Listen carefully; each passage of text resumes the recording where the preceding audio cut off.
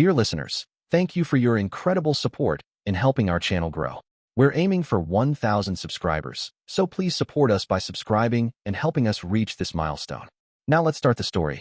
Present, Maria, in the tunnels. After hearing the gunfire, I practically run my butt off getting around the corner. And son of a bitch, my princess boss is down, and so is someone else. I run toward Yints when the door on one of the rooms begins to open. I stop and train my rifle on the doorway. Present, Liz, in the tunnels. I yell at Bernie, get over here and take Ivan. I begin to open the door and end up staring right into the barrel of a rifle. I raise my hands and plead, please don't shoot me. Then I hear Yints aide Maria say, shit, I almost shot you. Give me a hand because Yints has been shot. We run over to Yints, roll her over, and she asks, Liz, where did you come from? Tell me, did I get the scumsucker? Maria is checking Yints, and I answer, yeah Yints, you got him. Maria swears, Yints, damn it. What happened to your body armor plate? It's missing? Yints laughs, coughs up some blood and admits, I got tired of wearing it so I took it out. I guess that wasn't such a smart idea. Maria continues, it sure as hell wasn't. Why didn't you wait for me? Yints laughs, coughs up some more blood and apologizes, sorry about both of those. So how bad is it, doc? Maria says, well, I've seen worse, so where are your medical supplies located? Yints coughs some more and says, many of them are in the equipment room where we are headed. When we hear the noise of a machine gun going crazy, I say, from the sound of that machine gun, maybe it's good we're down here. Yints answers, hell no, that's my autonomous machine gun that protects the air ducts. I give Maria a quizzical look. She just shakes her head, and I decide to let the subject die. Maria orders, we need to put some pressure on this wound, then I want to move Yints to the equipment room. Do you have anything that would work as a pressure dressing? I yell, hey Bernie, bring out Ivan and the diaper bag. The door opens and Bernie comes out holding Ivan with the diaper bag over his shoulder. Maria says, I hope you have some clean diapers. They will work perfectly. Ivan says, I good boy and not dirty mini diapers much more. Is Ms. Donaldson hurt? It took me a second to understand he was referring to Yints, and I answered, yes, you are a great boy, and yes, Ms. Donaldson is hurt. He adds, I help when young girl was hurt by sitting on diaper. Maria has already started to put the pressure dressing on Yints' wound using the diaper and answers, well, we will need to carry her to the equipment room, so we won't need you to sit on her wound this time. Maria looks at Bernie and questions, are you up to helping me move my princess boss? Yints coughs and complains, hey, I thought I told you not to call me that, or I will kick your butt. Ivan giggles, I not know Ms. Donaldson a princess. Jin complains, great, now you have him calling me a princess. Bernie answers, sure. Liz, please take Ivan, and I'll take the head end. I take Ivan. Bernie moves to Yints' head and reaches under her shoulders. Yints moans and passes out as Maria and Bernie pick her up. Maria orders, let's haul butt. She's in worse shape than I let you all know. I do pick up Maria's and Yints' rifle, and we run like crazy for the equipment room. Present, Masha, at the cabin. I pet Jennifer's dog and wait for the ketamine to take effect when I notice some movement. I prepare my pistol in case the fake Marines return when I notice it's the fox. She approaches, so I talk to her. It is okay, girl. I am going to help your dog friend. She moves to the side, sits and watches me while I continue watching Jack and the craziness at the ventilation shaft. I am thankful for once that Jack isn't the crazy one. The machine gun stops. They help the man out, congratulate him, and then, present, Jack, at the cabin. The Marine finally rides the killer machine gun into submission. In other words, it ran out of ammo. We help him get off the scumsucker, are slapping him on the back in congratulations when I hear a funny noise from the machine gun as it swings toward us, and I yell, hit the deck.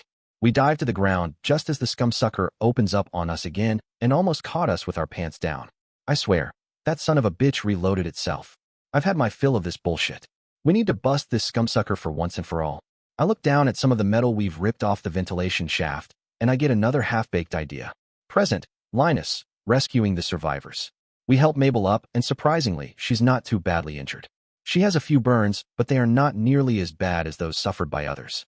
She begins tearing through the mess, and I question, what the hell are you looking for? She answers, my spoon is missing. Then she looks up and sees some of the men, and she declares, my lord, don't tell me my cooking tent did this to them. I reply, Mabel, you know it wasn't your cooking tent that wounded the men. It was the terrorist bomb that blew it to hell. She quickly ran over and began taking care of the wounded men. Present, Alexei, at the cabin. I briefly consider giving my sister Mira a transfusion. However, I am sure she would fight me incessantly if I attempt that feat. Mira complains, Alexei, you must stop the transfusion as your primary mission is providing protection while we are incapacitated. I boldly command, Mira, quiet yourself and rest. I am performing my primary mission and also my secondary mission of providing blood for Ira and Todd. Mira countered. If I wasn't so completely incapacitated, I would take you over my knee for speaking in such a disrespectful manner to my corporeal self. I laugh and taunt, that my sister will not happen again. Present, Jack, at the cabin. I begin to work on my plan. One of you take one of these big bars and get on an opposite side of the killer machine gun. The cowboy grabs the bar and crawls to the other side. I look at the other two men and order, you're going to use something on a stick to keep the killer machine gun busy. I command the cowboy, when they have the machine gun busy, we're going to put these bars under the barrel of the machine gun and pull down as hard as we can. He asks for confirmation. So you want to try to bend the barrel? I answer, that's right. If we can bend the barrel enough, this scumsucker will blow itself up. The two extra Marines tease the killer machine gun into firing. The cowboy and I rise up, jam our bars under the barrel, and start pulling down with all our might. It's not working, so I order, come and give up a hand. The other two Marines join us. We feel the barrel begin to bend, and then, present, Maria, in the tunnels. We get Yentz into the equipment room and put her on a work table while her mechanical machine gun is going crazy. Then something blows the hell up, making a hell of a noise and filling the equipment room with dust. I dive on top of my princess boss to keep the dust off her. Present, Masha, at the cabin. Jack and his men are still fighting with the machine gun at the ventilation duct, but it's time for me to begin my work because the ketamine has taken effect and Jennifer's dog is fading in and out of consciousness. I open my purse, pull out my scissors, and use them to cut off part of my scarf. Then I take the dog's leg, slowly pull on it, and rotate it until I feel that it's close to being in place. The dog whimpers, and his friend the fox runs up and snarls at me. I talk to her. Sorry, but I had to hurt him to try to fix his leg. She sits down closer than ever to me and watches me closely. I feel along the dog's leg. It feels close to being aligned, but it is not quite right. I look at the fox and explain, I need to hurt him some more to properly repair his leg. I again pull and rotate his leg to achieve better alignment. He whimpers again, and the fox jumps toward me, but then is frightened away by the sound of incoming helicopters. Present, Zarika, at Yasmin's hospital. Our class finishes, and we are issued uniforms. I have determined, from the class, that we are to help the nurses by being their menial slaves, taking care of things like filling water pitchers, emptying bedpans, and talking to the patients. However, my goal is to find Yasmin and help her escape this hospital prison and then find our way back to our Ben's cabin. I am assigned to a floor where I begin to make friends and perform the menial tasks they ask of me while I say a few prayers for Yasmin because I sense evil in the men who work here. Present, Ben, on the road. Destiny stuns me when she says, don't worry, I'm not going to be captured by the special forces. I complain, how the hell did you know what I was thinking? The bitch smiles and says, because I'm a shaman. And how do you plan on not being captured by the special forces? I scoff. I've met real shaman, and you're not like any of them I've ever met. I grew up in those mountains, and better men than the greenies have tried to find me there, but never could. She laughs. You of all people should know better than to judge a book by its covers. I demand, just what the hell is that supposed to mean? She looked deep into my eyes and explained, well, on the outside you look like a normal veteran. In fact, you try your hardest to portray that persona to everyone. However, we both know that you have some very large problems under that veneer. Like a spoiled teenager, I counter. Like hell I do. She closes her eyes and asks, do you really want me to go into this in front of others? I think for a moment and declare, I don't want to go into anything with you now or ever, and I still stand by my previous evaluation. You aren't going to last a day at the cabin before the greenies grab you. When that happens, I'm sure as hell not going to rescue you. She smiles mysteriously and offers, I will make a bet with you.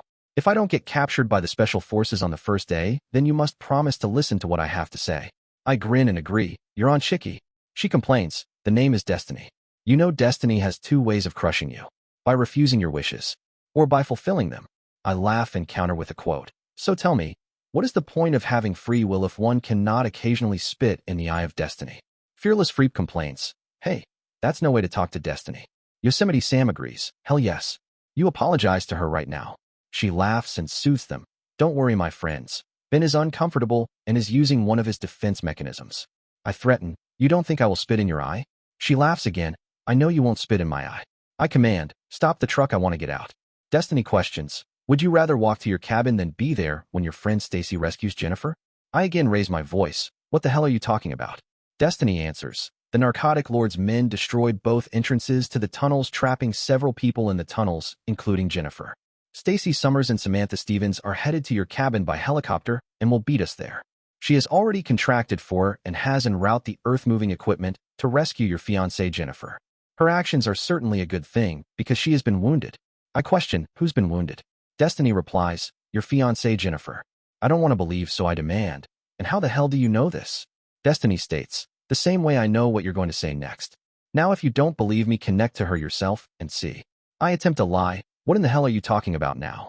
She gives me the look an adult gives to a misbehaving child and states, then you can connect with your fiancée Jennifer, so stop trying to lie. Now she's been wounded and could use the comfort from you, so stop being an idiot and just do it. I try to change the subject.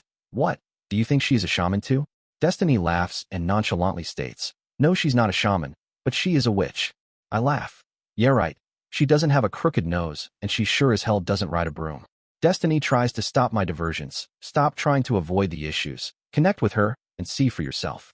I'm tired of this so-called shaman, so I hold up my finger and mock. I will connect with her when you connect with this. I should have known better than to do that. Present, Jack, at the cabin. Well, my half-baked plan works. We bend the barrel of the killer machine gun, and there's a hell of an explosion from the ventilation duct. My men begin to congratulate me until the smoke clears, and I can't believe what we see. The explosion was so damn large, much larger than it should have been, that it closed off the ventilation shaft. One of the men questions, what are we going to do now? I hear the sound of incoming and say, I would suggest that we put all our weapons on the ground because the greenies are finally here. I put my weapons on the ground and head toward the landing area. Present, Linus, at the cabin. The greenies make a big show of coming into the cabin area. They have 3 CH-47s, Chinook, American twin-engine, tandem rotor heavy-lift helicopter, being escorted by 4 AH-64s. Apache is a 4-blade, twin-engine attack helicopter with a tailwheel-type landing gear arrangement and a tandem cockpit for a 2-man crew. The AH-64 circled the LZ, making sure no one was firing at them. With Glenn missing, I ordered, everyone needs to put their weapons on the ground. Pass the word. Everyone starts putting their weapons on the ground as the CH-47s land. I see Jack headed toward them as the greenies boil out of them like ants out of an anthill, so I go back to rescuing men in the mess tent. Present, Alexei, at the cabin. The American Army makes an extravagant show of landing and taking control of a situation which is already under control. I hear the order to place my weapons on the ground. However, I will not perform that action as I have my sisters and Todd to protect. It doesn't take long until we are approached by troops. They see my M16 across my lap. Stop and order.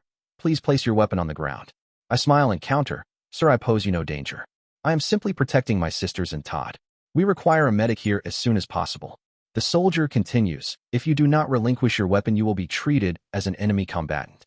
I inform and mildly threaten him. Sir, my sisters and I all have diplomatic passports. Should you escalate this situation, it will have international repercussions. Now please send your commanding officer here along with appropriate medical personnel. The soldier orders, get the captain and a medic up here now. Present, Stacy and Samantha, on the road. We are getting close to Ben's cabin when we are met by an Apache attack helicopter and the pilot orders. This is restricted airspace, you will need to turn and leave the area. My pilot replies, we are corporate helicopters of the Stacy Summers Corporation and are here to provide humanitarian help in the recovery of the personnel trapped in the tunnels. The Apache helicopter pilot orders, hold your position while I get permission for you to land. I look at Bill and request, when we land, I want you to meet with the commander and get clearance from me and our team to carry weapons. Bill states, that might be easier said than done. I reply, I have faith in you because of your former military connections. Samantha interrupts, you can always tell them that the most sad death crew is still looking for me. The Apache pilot comes back on the radio, you have clearance to land. However, do not exit the helicopters until a squad comes to your birds. The pilots work on the details of where we are to land. As we land and Bill says, I'm going to go make friends. I caution, don't get shot. I question Stacy, what about a weapon for me?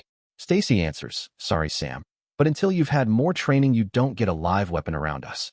Then she laughs and continues, however, I see several sticks that you could practice carrying. I think about complaining, but then I realize she's right. Bill comes back and says, well, I pulled it off. The captain is an old army buddy of mine, and we are all cleared to carry weapons except for Samantha.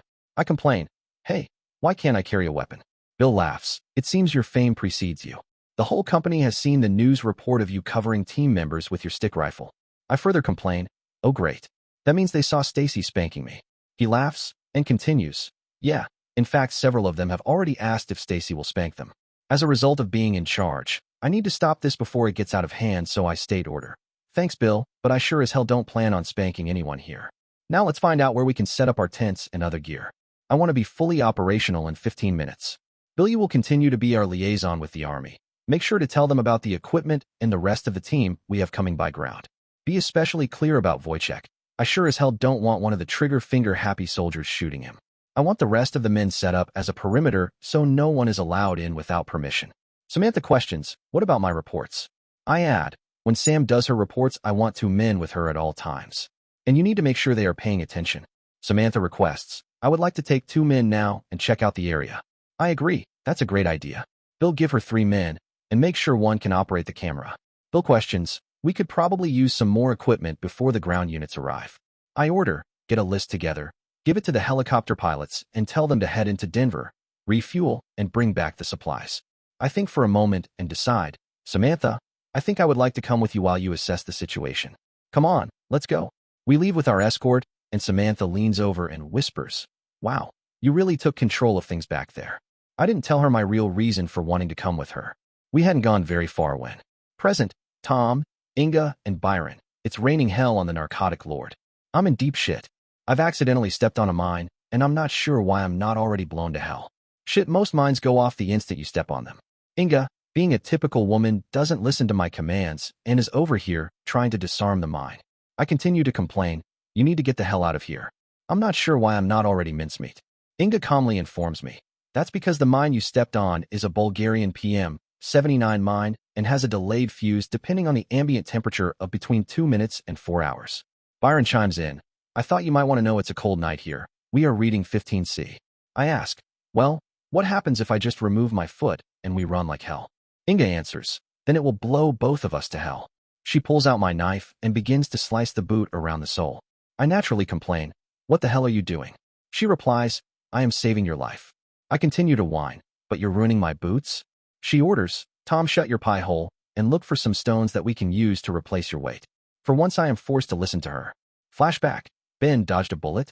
Elena got on the phone with her station and swore like crazy about how the idiots in the BTR-80 were firing on us in the church. She finished, looked at me, and said, my station is sending a crew to document everything. I complained, a hell of a lot of good that will be if they only have corpses to take pictures of. She tried to make the best of the situation. Don't worry, they should be here soon. The BTR-80 stopped firing the gas rounds, but I was worried because they kept firing the 30 caliber rounds. I ordered, Elena, get me back to the church window so I can see what the hell they are firing at. She helped me hobble back into the church. I peered over the edge of the window, and son of a bitch, I needed to take care of this bullshit. Flashback, Jack, at the old Orthodox church. I kept crawling toward the BTR-80 as they kept firing the damn 30 caliber machine gun at me, and then the most amazing thing happened. Flashback, Ben dodged a bullet. The crew on the BTR-80 kept firing at Jack with the 30. I bet the old SOB did something to piss them off, so I decided I needed to do something to get the attention of the butter bar, second lieutenant, because the 1 bar is gold, who commanded the BTR-80. I ordered, Elena, help me into a chair, bring me my stick, and then start pitching some of the grenades to me again. She of course complained, like a typical female, Ben, I don't think this is such a wise idea. Won't the commander of the tank become upset at us? I sighed but explained, hell yes. That's exactly what it's supposed to do. The scumsuckers are firing at Jack, and we need to get their attention so they quit shooting at Jack. She eased me into a chair, brought me the stick, and once again questioned, are you sure about this? I yelled, I'm sure as a heart attack. Now do what the hell I told you to do before I take this stick to your butt and give you a spanking you will never forget. That put the fear of God, or at least the fear of a serious spanking into her. She pitched the first grenade. I smacked the hell out of it and scored a home run. I yelled, more, I need more. Flashback, Jack, at the old Orthodox church. Damn straight. Ben started to frag the hell out of the BTR-80. Of course the grenades didn't do shit to the tank, but it did distract them from firing at me. They were getting too damn close for my comfort. They stopped firing the 30. I saw the top hatch open and someone start to man the 14.5 when, hell no. Ben got lucky, or unlucky, and dropped a grenade right on top of the scumsucker who was going to fire the 14.5. Unfortunately, it blew him to hell in a handbasket. Then the BTR commander did something stupid as hell. Flashback, Ben, into the fire. I heard the BTR-80's engine wind up, so I commanded, Elena, that's enough grenades, help me stand and see what the hell is going on. She helped me stand up and, screw me. The damn BTR-80 was charging the church. I ordered, Elena, we need to get the hell out of here, like yesterday. She chided, I told you so. I complained, shut the hell up and help to get me out of the church before it's too damn late. Flashback, Masha, at the hospital. I hated to leave Jack. Tatiana started to vociferously complain about leaving Ben, so I took out a syringe, injected her with a sedative, and she became very compliant. She needed more medical treatments than I could supply with the meager supplies in my purse. Then I assisted her to become erect, and we ran away from the church. We were fortunate, and in a short distance we acquired a taxi. We boarded the rear seat, and I commanded, to the hospital with the utmost urgency. This woman is wounded. I was somewhat impressed at his driving skills as we reached the hospital in record time. Then we were detained by the Spetsnaz as it appeared they were finally performing their duties. I commanded the subordinate who detained us, I need to speak to your captain post haste. The BTR-80 is firing on the Americans. He stirred as if his derriere was aflame while the taxi continued to the emergency room. I assisted the sedated and complacent Tatiana, and upon our entry I stated, this woman has some shrapnel wounds which need immediate attention. A typically recalcitrant receptionist approached us and demanded, we need more information before we can provide any treatment. I deftly rendered her unconscious and threatened. I have requested a conference with the captain of the Spetsnaz, and this woman, who is a registered nurse at this hospital, needs immediate attention. Should anyone attempt to impede our progress, they will receive an unbelievably harsh penalty. I produced my false FSB badge to reinforce my verbalizations. Tatiana was immediately taken for treatment. The captain of the Spetsnaz approached, and I vented my ire on him. Captain, whomever you have commanding the BTR-80 is worse than a moron. Their actions have injured Nurse Tatiana, and they continue, as we speak, to fire upon the 2 Americans who are here for cross-training with the Spetsnaz. I would strongly advise that you contact the BTR-80 and order them to cease and desist. The captain foolishly questioned, how do I know what you say is true? I flashed my false FSB badge at him and provided the requested confirmations. I was just at the old Orthodox church and observed it with my own eyes. Now, unless you want you and your entire family to be stationed in Siberia, I would suggest you contact whoever is commanding the BTR-80. He left after I felt he had been properly motivated, so I attended to Tatiana. Flashback, Jens, at the military hospital. After my friend the nurse left, I thought about what she had told me, what she had been through, and I made a very important decision. Yes, she was right. Even though I hated ballet, I had been given a gift. So I needed to stop being a selfish little girl and be a woman of whom Ben would eventually be proud. Yes, I decided not only to dance the part of Odette in Swan Lake, but to be the absolute best Odette there had ever been. My friend the nurse came back into the room later to give me my Percocet, and I boldly asked, I'm sorry, but I don't know your name. However, after your talk with me, I have decided to be the best Odette that I can be. Would you please work with Olga to help me perform even better? She replied, my name is Katie, and I would be honored to help you. I hope you don't mind, but I already talked with Olga because I knew what you would decide. I asked her, will I be able to perform as Odette with the pain medications I am taking? Katie answered, as long as they do not affect your balance, you should dance even better than normal. Then she asked, how are you in point? I honestly replied, sometimes it really hurts my toes. Katie suggested, I will ask your mother to bring in your point shoes, and we will look at them to see if we can make some improvements in them. However, in point always hurts some, and that's the price of being a prima ballerina. We will also look at your body alignment and the placement of your feet because they are crucial in performing in point without injuring yourself. I question, why didn't Olga tell me about this? Katie answers, Olga is very good, but is from the old school, where in point is supposed to hurt. I had the benefit of newer teachers who helped me minimize the hurt and the injury. I ask again, injury? What exactly do you mean? Katie laughs, child, the toes are not designed to support the weight of the whole body. Even if you perform in point flawlessly, you will still inflict some injury upon your feet. She adds, I need to go and take care of my other patients. As she leaves, I seriously think about causing injury to myself to perform Swan Lake. Flashback, Glenn. I can't believe it. I smell the obvious odor of urine. Evelyn was so drunk that she pissed herself in my car. Yet again. Damn it to hell, and back again. Flashback, Alexei at home.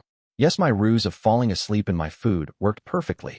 Father picked me up, carried me to my room, pulled back the covers, and ensconced me in my bed. I found it interesting that father performed this act, and not mother. Because it was the natural act of a mother to perform this task, the behavior seemed out of place. I silently questioned if there was some reversal of roles in my parents, and I quickly decided I must explore this supposition further. Father did take the time to inject me with some unknown substance. I had long ago decided he did not always inject me with vitamins. Sometimes it was other narcotics. Flashback, Mira and Ira. In Israel. Safia emerged from the bathroom after cleansing herself and braid. Are you happy now? I countered. Your act of cleansing should impact your being well more than mine. Are you satisfied that you applied the necessary effort in cleansing your corporeal self? She shrugged her shoulders and answered, I guess so. Ira intervened. Safia, unless you cleanse your hands for at least 20 seconds, it is not sufficient to adequately remove the germs. Safia brays. How in the hell am I supposed to know how long is 20 seconds? Am I supposed to count to 20 each time I wash my hands? I inform her, the easiest way is to mentally sing the happy birthday song twice, slowly. Did you perform that action? Safia looked down and admitted, no, I did not. Ira demanded, Safia, please return to the bathroom and cleanse yourself until you have mentally sung the happy birthday song twice. She complained, braid, but I already washed my hands some. Don't I get some credit for the completed washing? I further instruct her, only in that is much better because then you will cleanse yourself more completely than the prescribed amount. She muttered as she entered the bathroom again. I glanced at Ira and we both giggled. Then Safia performed a terrible act. Flashback, Todd. On the island, in the cave. I woke up with a start. The tea Lou gave me made me fall asleep. I was actually amazed I could drink any of it, but it seemed to make my throat relax. Speaking of my throat, it felt different. I touched it, and it was indeed different. When I was unconscious, Lou must have done something to it again. I wished for a mirror so I could see what she had done. All that I knew is it felt. No, I felt much better. Hell, that tea was some sort of miracle narcotic, since it made me go to sleep, and then when I woke up, I felt better than ever. Then I noticed the shackles were gone. Not just the ones on my hands, but also the ones on my legs. I stood up, stretched and walked. Damn, did it ever feel good to walk. I went to the cave entrance and thought about going outside, but I stopped. Something told me that although I was free, perhaps I was not really that free. So instead, I spent my time respectfully exploring the cave. After all, this was Lou's cave, and looking for my things, which I never found. Yeah, Lou knew better than to leave my things somewhere I could find them. I did find many other things. I found another bow and many arrows, so I picked the bow up and tried it. Damn, it was hard as hell to draw. I found one of her blowguns. It was nothing but a piece of very small PVC pipe. I looked for darts, but couldn't find any. I suddenly felt the hair stand up on the back of my neck. As I turned, I found that Lou had silently entered the cave and been watching me. I waved to her. She giggled and ran outside of the cave. I ran to the entrance, then stopped because I still wasn't sure I could leave the cave. I looked outside, and she motioned to me to come. I ran outside and then. Present, Maria, in the equipment room. Liz asks, what the hell was that explosion? I command, I don't give a shit right now. It's imperative that we stop Yin's blood loss and replace her fluids. Blood loss is the major cause of battlefield death. While Liz and Bernie start looking in the cabinets for the medical supplies, I continue. I need an enforced setup, something to replace her blood, and a chest tube unit. They begin to look in the cabinets and Bernie says, hey, I found a refrigerator full of blood. I order, bring out 2 units of O-negative blood and find some way to slowly warm them. Liz states, I found the 4 equipment, but I'm not sure what a chest tube unit looks like. I look around, see a woodworker's clamp and order, bring me that clamp on the workbench over there. Liz questions, which one? I continue, the bar clamp that has the blue handles on it. Liz runs over to me with the clamp and force setup, hands them to me and asks, what are you going to do with the clamp? I explain, I learned this in the sandbox. They use these clamps to apply pressure to the wounds to slow the bleeding. I change the diaper compression bandage on my princess boss, adjust the clamp so it presses on the wound, and squeeze the handle, compressing the hell out of the clamp and her wound. I then take the 4 set from Liz, tie off Yin's arm. Thank God she has good veins. Find one to get it started, and begin to give her normal saline. I demand, Bernie, where the hell is the blood? He answers, it's coming. You said you wanted it warmed slowly. I look at Liz and order, you monitor my princess boss's vital signs while I look for a chest tube kit. Present, Liz, in the equipment room. Wow, I am impressed as hell with Maria. I wasn't so sure about her when Yin's first hired her, but she's like having a doctor here. I check Yin's pulse and state, Maria, Yin's pulse seems weak. Maria is rummaging through the medical cabinet and says, it will get better once we get some fluid in her. She's bleeding out into her lung. How is her breathing? I state, not good. She seems to be having trouble. Ivan interrupts, Princess is very sick. I think she die, and I have to kiss to wake back up like Sleeping Beauty. Then Yin's coughs, wakes up and says, present, Yin's, in the equipment room. I wake up, look down at my chest and complain, what the hell is this wood clamp doing on my chest? It's uncomfortable as hell. Maria yells, it's putting pressure on your wound. Don't screw with it. Jens, tell me you have a chest tube apparatus. I reply, of course I do. I look at Maria and give her directions, but you're looking in the wrong damn cabinet. It's over there. I point. It hurts like hell, and things begin to grow dark again. Present. Liz, in the equipment room. I update Jens' condition. Maria, Jens passed out again. Maria comes back over with some equipment and says, good. She was being too much of a pain in the butt when she was awake. Now that I'm here, you go and see if you can find me some antibiotics and morphine. Ivan giggles. She say bad word. We need wash out mouth with nasty soap. Maria threatens, I will wash your damn mouth out with nasty soap. Ivan counter-threatens, I get my big papa to spank your bottom, and then I help wash your bad mouth out with soap. Maria glares at Ivan as Bernie heads to the table with 2 bags of blood. He offers, I'll help you look for the narcotics Maria asked for. I decide it's better to keep Maria and Ivan separated. So we head to the cabinets and begin searching for the narcotics. Present, Masha, at the cabin. I was thankful the helicopters scared the fox away because she was going to bite me, and if she bit me I would need to have a rabies test and possibly suffer through the required progression of shots. I get Jennifer's dog's leg set, wrap it nicely in the piece of scarf I cut off, then I take 2 sticks, place them on either side of the fracture, and secured them with the tie wraps from my purse. I just finish when I hear some approaching soldiers, and they order, Ma'am, please surrender your weapon. I raise both my hands and state, you are free to acquire my weapon. However, I would like it returned as soon as possible. One of the soldiers takes my pistol while another looks at Jennifer's dog and states, that's a bang-up job you did on his leg. I would have never thought to use tie wraps to secure a splint. I question, do you have a doctor who can check on this dog? He is a hero and saved us from the truck bomb you see immediately past me. One soldier informs me, Ma'am, we are in the process of setting up a CASH, Combat Support Hospital, pronounced CASH, a modern military field hospital, because of the numerous casualties. Another soldier questions, has anyone neutralized the truck bomb? I reply, we did not have the time to investigate the status of the bomb. The soldier orders, okay ma'am, we need to move you and the dog to a safer area. I watch as the soldier who commented about the tie wraps gently picks up Jennifer's dog, and then we proceed away from the area. I question, my son has been trapped in the tunnels with several other people. Do you have any plans to excavate the tunnels? I am surprised by the answer, but even more surprised at where they take me. Present, Jack, at the cabin. After Glenn's warning, where the hell is he anyway? I put my weapons on the ground and head toward the Chinooks. Hell, we really screwed the pooch when we blew up the machine gun since it collapsed the ventilation duct. I hoped like hell the greenies have some idea of how to access the tunnels because I had ran out of possibilities.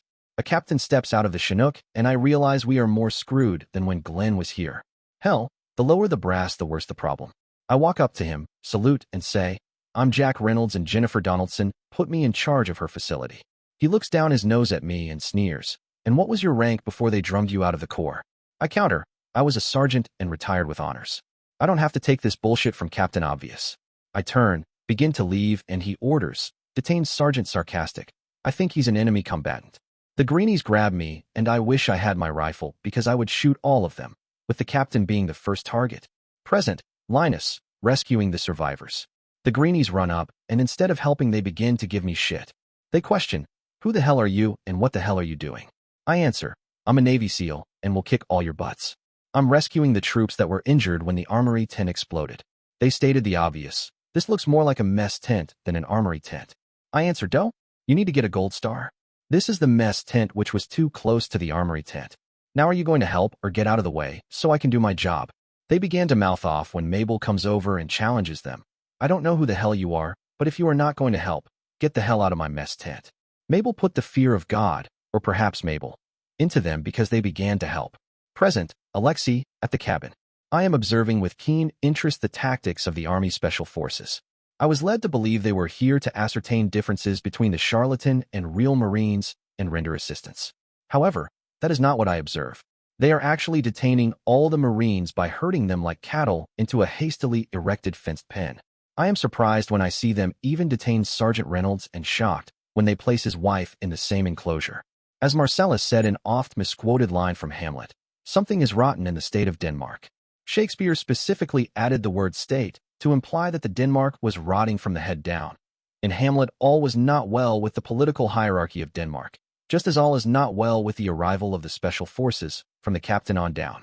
My sister Mira begins to waken, so I send her hand signals to remain still.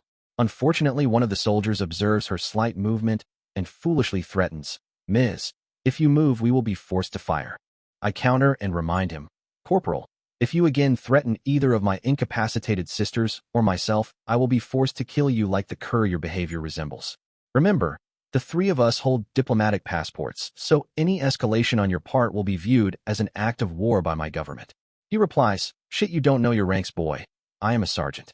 I smile and explain my threat as to a child. I recognized your stripes, and I simply visualized how many of them you will lose if you continue to force this situation. My sisters and I pose no immediate threat to you, and we will not be forcibly detained like the Marines which you are herding into the holding pen. I will patiently sit with my rifle across my lap to protect my sisters until the commanding officer arrives. However, should you continue to threaten our corporeal selves, I will demand to speak with my ambassador, and we will make this an international incident. Mira slowly sits up and affirms. Present, Mira, at the cabin. I have observed exactly what Alexei vocalized. The Army Special Forces have removed all the Marines, other than the ones working in the decimated tent of mess, into a concertina wire enclosure. I slowly set up and continue Alexei's threat. Sergeant, soon to be corporal, I am going to reach inside my body armor and produce my diplomatic passport. When I am finished, my brother will perform the same act. I reach inside my body armor, locate my passport, slowly extract it, and wave it in the air. The sergeant takes it from me, opens it, and immediately complains, hell, I should have known they're damn Ruskies. I question, but is it not a diplomatic passport? Alexei hands the sergeant his passport and states, so is mine. The sergeant relents. Yes, they are diplomatic passports. The captain arrives and immediately demands, why haven't you removed the weapon from this boy? The sergeant explains, he has a diplomatic passport from Russia. He then hands both passports to the captain. I state our concerns. Yes, Captain, we are diplomats of Russia, and as such we demand superior management to the demeaning treatment the Marines are receiving. He laughs. I am just following orders. I interrupt. Did your orders include specific instructions on the treatment of 3 diplomats? He replies, hell no it didn't. Sergeant, take these 3 to the new mess tent. Alexei states what should have been obvious. Excuse me, sir, but my injured sister and Todd require prompt medical attention. He relents. Okay, take the 4 of them to the cache, but only after the boy surrenders his weapon. Alexei acquires my visual units. I flash him a sign. He relinquishes his rifle, and they escort us to the cache. I question who has provided his orders, but on the way to the cache a new helicopter lands and I see him. Present, Jack, at the cabin. They have herded us like cattle into a concertina wire enclosure. They even bring in Masha. She runs toward me, hugs me and questions, Jack, I do not understand this treatment. I complain, hell, I don't understand it either. It's like they're pissed off at us, and we haven't done anything wrong. A single helicopter lands. I see the occupant exit and swear, son of a bitch. Where's my damn rifle when I need it? Masha turns and questions, Jack, don't tell me. Present, Zarika, at Yasmin's hospital. I gain access to the hospital computer by helping the receptionist. While she's not looking, I perform a search for Yasmin and discover she is on a different floor. I slowly slip out of the nurse's station, take the elevator to her floor, and then creep into her room. I am shocked that she is crying. I rush to her bedside and question, Yasmin, what's wrong? She turns and gasps, Zarika. She then hugs me tightly and continues to cry. It is terrible here. The male nurses did unspeakable things to me. I worry and ask, don't tell me with your injuries they forced sex upon you? She cries, no, thank God. However, they did force me to take their male parts into my mouth and pleasure them. Plus, the mean nurse stopped giving me pain medication and instead gave me something to make my pain even worse. I question, do you think you can walk? She bravely says, yes, but the male nurses are watching the desk and will not let me pass. As we continue to talk, I find out that whenever Yasmin rings her call button, one of the male nurses comes in and forces her to pleasure them. Then I come up with a plan. Present, Ben, on the road. Fearless Freep almost jackknives his rig, getting it stopped, and orders, I've had my fill of you insulting Destiny. Get your butt out of my rig. Yosemite Sam adds, that's right. I can't believe you treated Destiny that way. Now get the hell out of here. I smile and declare, I know when the hell I'm not wanted. This will be the last time I ever ride with you too. I open the door, step out, and Destiny follows me. The semi takes off, so I complain, what the hell do you think you're doing? She laughs. Ben, getting thrown out of their rig was your plan all along. Now how about we head to the airport like you're planning, so we can get to your cabin faster? I counter, okay, if you think you know everything I'm thinking, what am I thinking now? She gives me a cold look and says, Ben, my friends and I would never tolerate you physically harming me, so you better not try spanking me. I laugh, your friends just left you. She stated, I have many friends that you don't know about. Now, shall we head to the airport? I flag down one of the cars of groupies, climb in, and Destiny orders. We need to get to the closest airport as soon as possible. The girl who's driving complains, just who are you to give us orders? Destiny winks at me and says, don't you remember? We're friends? The girl gets a strange look on her face. Then she says, oh yeah, I didn't recognize you at first. Okay, we're headed to the airport. Let me look for it on my GPS. Destiny continues, there's no need to do that. The closest airport at 5 miles ahead, and then we turn right. I mutter, I sure the hell hope they have a plane that can get us to Leadville. Destiny states, don't worry, they do and are expecting us. I scoff, yeah right. Destiny laughs, yeah right. Would you care to place a wager on it? I decide that discretion is the better part of valor and decline her offer. Present, Stacy and Samantha, on the road. We start heading out into the cabin area, and I sure as hell don't like what I see. The Marines have all been caged like animals. I can only imagine how Ben would respond to this. He would have killed everyone and let God sort out who was his. Samantha seems oblivious to this, until one of the soldiers rudely says, hey baby, how about you cover me with a stick rifle so I can spank your sexy butt? I assumed this would happen, and that was why I went with Samantha. I walk over, get in the soldier's face and berate him. Why the hell would we want you to spank one of us? Hell, if your prick was twice the size of its puny size, it still wouldn't be big enough to satisfy a real woman. So how about you drop drawers and show us your goods so we can have a good laugh? He blushes and immediately leaves the area. I made sure to say it loud enough so all his friends would hear, hoping that we wouldn't have any more of these issues. Wow, Stacy really put that army guy in his place. I was embarrassed as hell, but she told him off in such a way I don't think I will have any more problems. I'm looking at the situation and I ask, Stacy, why are all the Marines behind that funny-looking barbed wire? Stacy answers, Samantha, that is called concertina wire, and that was what I was just thinking. It doesn't make any sense unless they think all the Marines are bogus. I would suggest you start doing a report and see what happens. I like that idea, so one of the men with us brings up the camera, and I begin, hello America. This is Samantha Stevens for the Truth Network. We have arrived at Ben Blaine's cabin site, and we still do not have any news on Liz Montgomery or the others trapped in the tunnels. However, what seems strange is all the Marines have been detained behind concertina wire. An officer comes up and demands, Ms., you need to terminate your report and give me the video you've already recorded. I complain, like hell I will. He threatens, if you don't, you will be detained as an enemy combatant. Stacy again comes to my rescue. I get in the captain's face and demand, do you know who the hell you are talking to? He backs up and says, you are Stacy Summers, and she is Samantha Stevens. I affirm, that's right. And, do you know that with one phone call I can have your bars removed?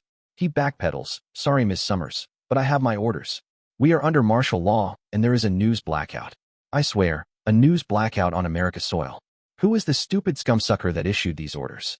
The stupid scumsucker comes up and says, that would be me. Do you have an issue with my orders? I am almost sure who the hell he is, and this is going to get very interesting, especially if Ben gets here. Present, Inga, Tom, and Byron. It's raining hell on the narcotic lord. I successfully remove the sole of Tom's boot with my knife. Then I begin to gather stones and question, how much do you weigh? Tom answers, 150 pounds. I look at him and laugh, like hell you do. I am thinking more like 170 pounds. Let's see, I will need half that weight in stones if we are going to perform this successfully. Byron calms, hell yes. 170 is much closer to the truth. I don't remember a time Tom ever weighed 150.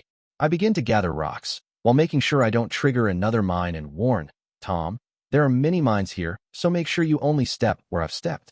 He complains, what? Do you have X-ray vision and can see the mines? I laugh. No, but I can see the depressions where they have been buried.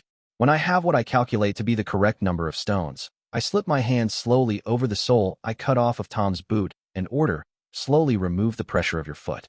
He removes the pressure and leaves me pushing down on the sole of his boot. I begin to stack rocks on the sole of his boot, and once I'm satisfied I say, let us get out of here. Remember, only walk where I walk. Hell, I'm embarrassed and eternally thankful, as hell Inga was here. What an amateur mistake to step on a mine. I'm glad she took care of it, otherwise I would have been mincemeat. We slowly proceed toward the narcotic lord's compound. Flashback, Jack, dodging. Ben certainly got the attention of whoever was commanding the BTR-80. The scumsucker wound up the damn tank and came flying forward like a bat out of hell. There was one big problem. The scumsucker was headed right at me. I did a quick tactical retreat, ran my butt off, at a 90-degree angle to the path of the BTR-80. I couldn't resist firing at the scumsucker as it passed, but then I was reminded of the gun ports on the side as the scumsuckers inside returned my fire. I dove to the ground and couldn't believe what happened next. Flashback, Ben dodged A. Elena half dragged me to the back of the church as the BTR-80 crashed through the window, destroying the windowsill and lower portion of the church wall, right where we had been standing. I yelled to her, "Don't you say a word, or I will fire your butt. Quick, move us behind that piece of wall before they." I was too late. Flashback, Jack, pissed off. While the scumsuckers ran the BTR-80 through the church window and then opened fire on Ben and his nurse. This bullshit needed to stop. I ran toward the church and the ensconced BTR-80 with the goal of beating the hell out of the hatch until they let me in. I made it to the church, then got blown backwards by a hell of an explosion. Flashback, Ben dodged A. The BTR-80 started firing the 14.5 inside the church. It was deafening. Elena got me behind the wall before they got lucky and hit me, and then all hell broke loose. There was a big explosion. I rose up and the BTR-80 didn't look too good. The front half was blown to hell, and the two front tires were bent at strange angles. I wasn't sure what happened, but I knew what we needed to do. I ordered, "Elena, help me to the BTR-80. We need to rescue the survivors." She complained, "Typical female, are you crazy? They were trying to kill us." I countered, "That's because I attacked it and you'd better not say another word." For once she listened to me, unlike Tatiana, and helped me toward the remains of the BTR-80. We got to it, I banged on the door and yelled, "It's Sergeant Blaine. Do you need help?" Just then, flashback, Jack, rescue. I ran into the church after the explosion blew me back about 30 yards. After picking myself up, the first thing I saw was the screwed-up BTR-80. It was a mess. Then I saw Ben as he banged on the door and yelled, "It's Sergeant Blaine. Do you need any help?" I ran up and yelled, "What the hell did you do to the damn BTR-80? He shook his head and answered, "Nothing."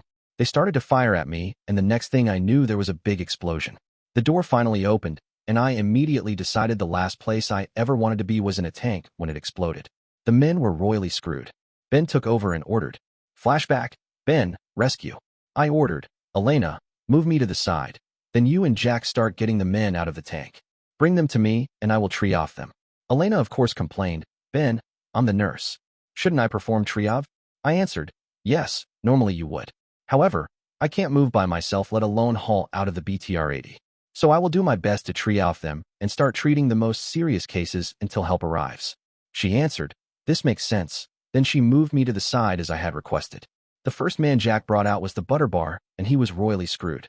I put him in the hope to survive pile. Yuri came out, saw me, and said, "My comrade." A common Russian joke calling someone a comrade after the fall of socialism. "It is good to see you. I tried to tell the lieutenant not to fire on you, but he would not listen. You know officers, they are not worth a damn and never listen to their sergeants." I shushed him, "Save your strength." Then I began to treat his wounds. Jack brought out another casualty, and I asked, "Did someone call the captain?" He replied, "Shit, I didn't think about it, and son of a bitch, I don't speak enough Russian to explain this." I ordered, "If the radio is still functional, make sure Elena makes the call to the captain since we need real medical help here like yesterday."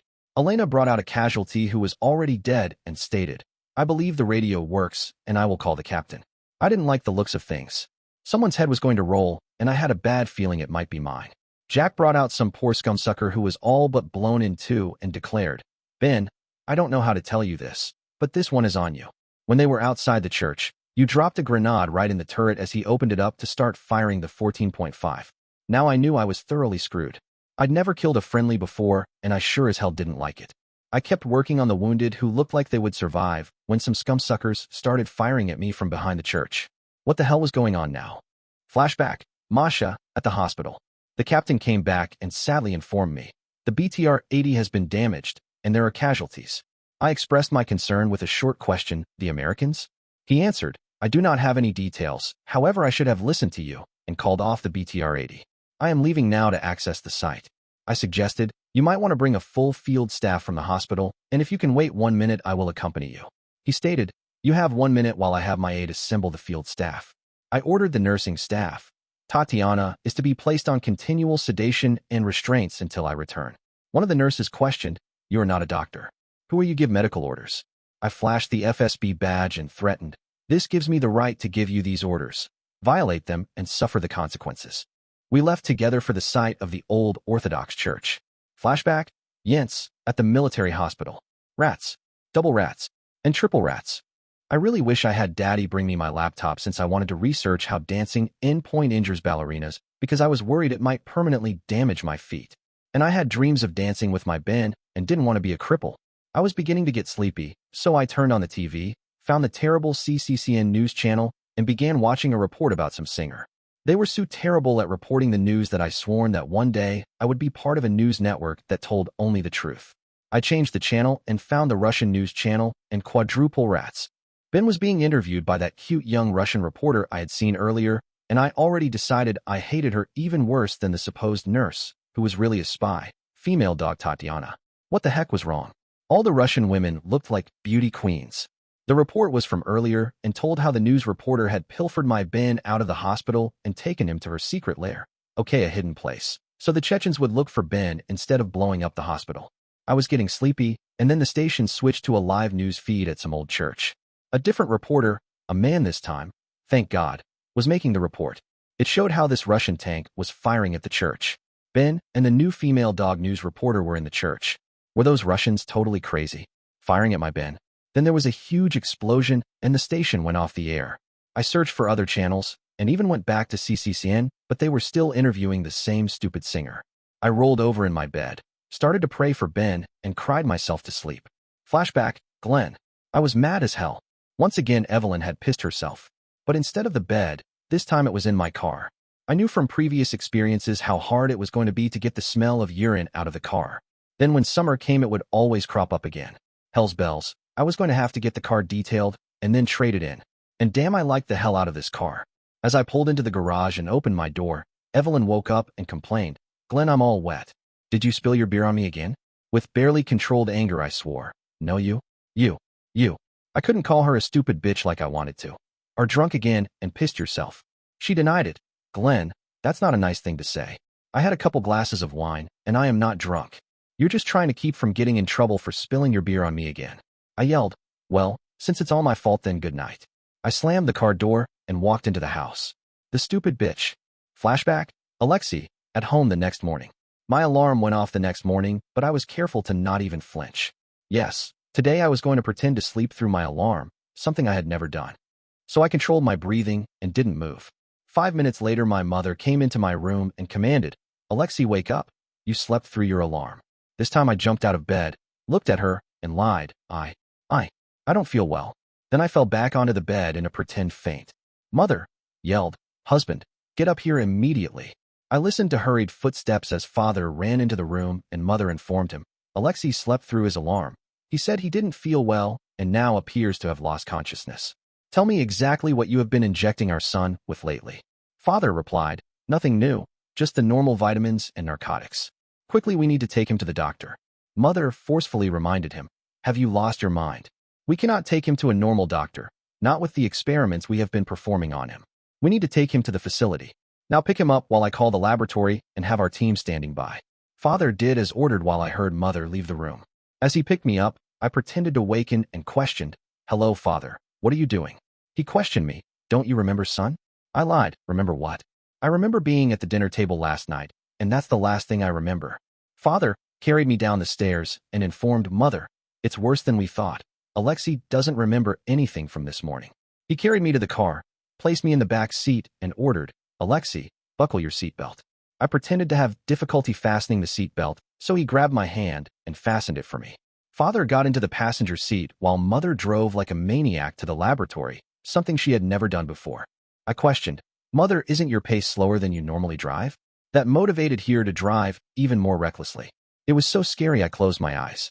Father incorrectly advised, I think he became unconscious again. Flashback, Mira and Ira, in Israel. Perhaps we agitated Safia to an extreme degree as she shouted through the bathroom door, "Okay, you two deserve this. Here's a new conundrum for you. What do you call a woman who doesn't have all her fingers on one hand?" I looked at Ira, and Ira threatened, "Safia, we will not play this conundrum game further.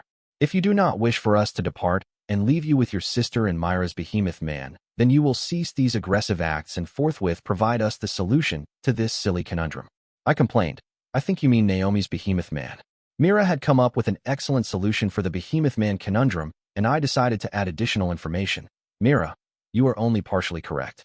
Mira gave me a quizzical look and questioned, "Ira, how could that be?" I stated loudly, so Safia could hear through the closed door.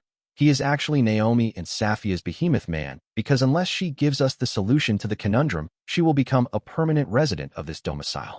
Mira understood and added, yes, she could help her sister administer their behemoth man oil massages. The bathroom door flew open. Safia began to wail and fell to the floor. I signed to Mira, perhaps we have gone too far this time.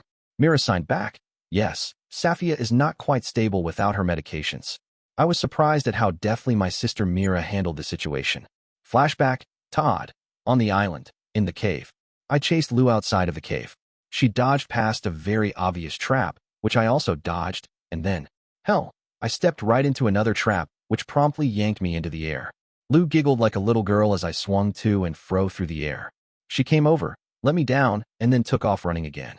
I liked this game because after being cooped up for so long, it was good to get some exercise. I did make sure to watch where she stepped so I didn't get caught in one of the traps again. Present, Maria, in the equipment room.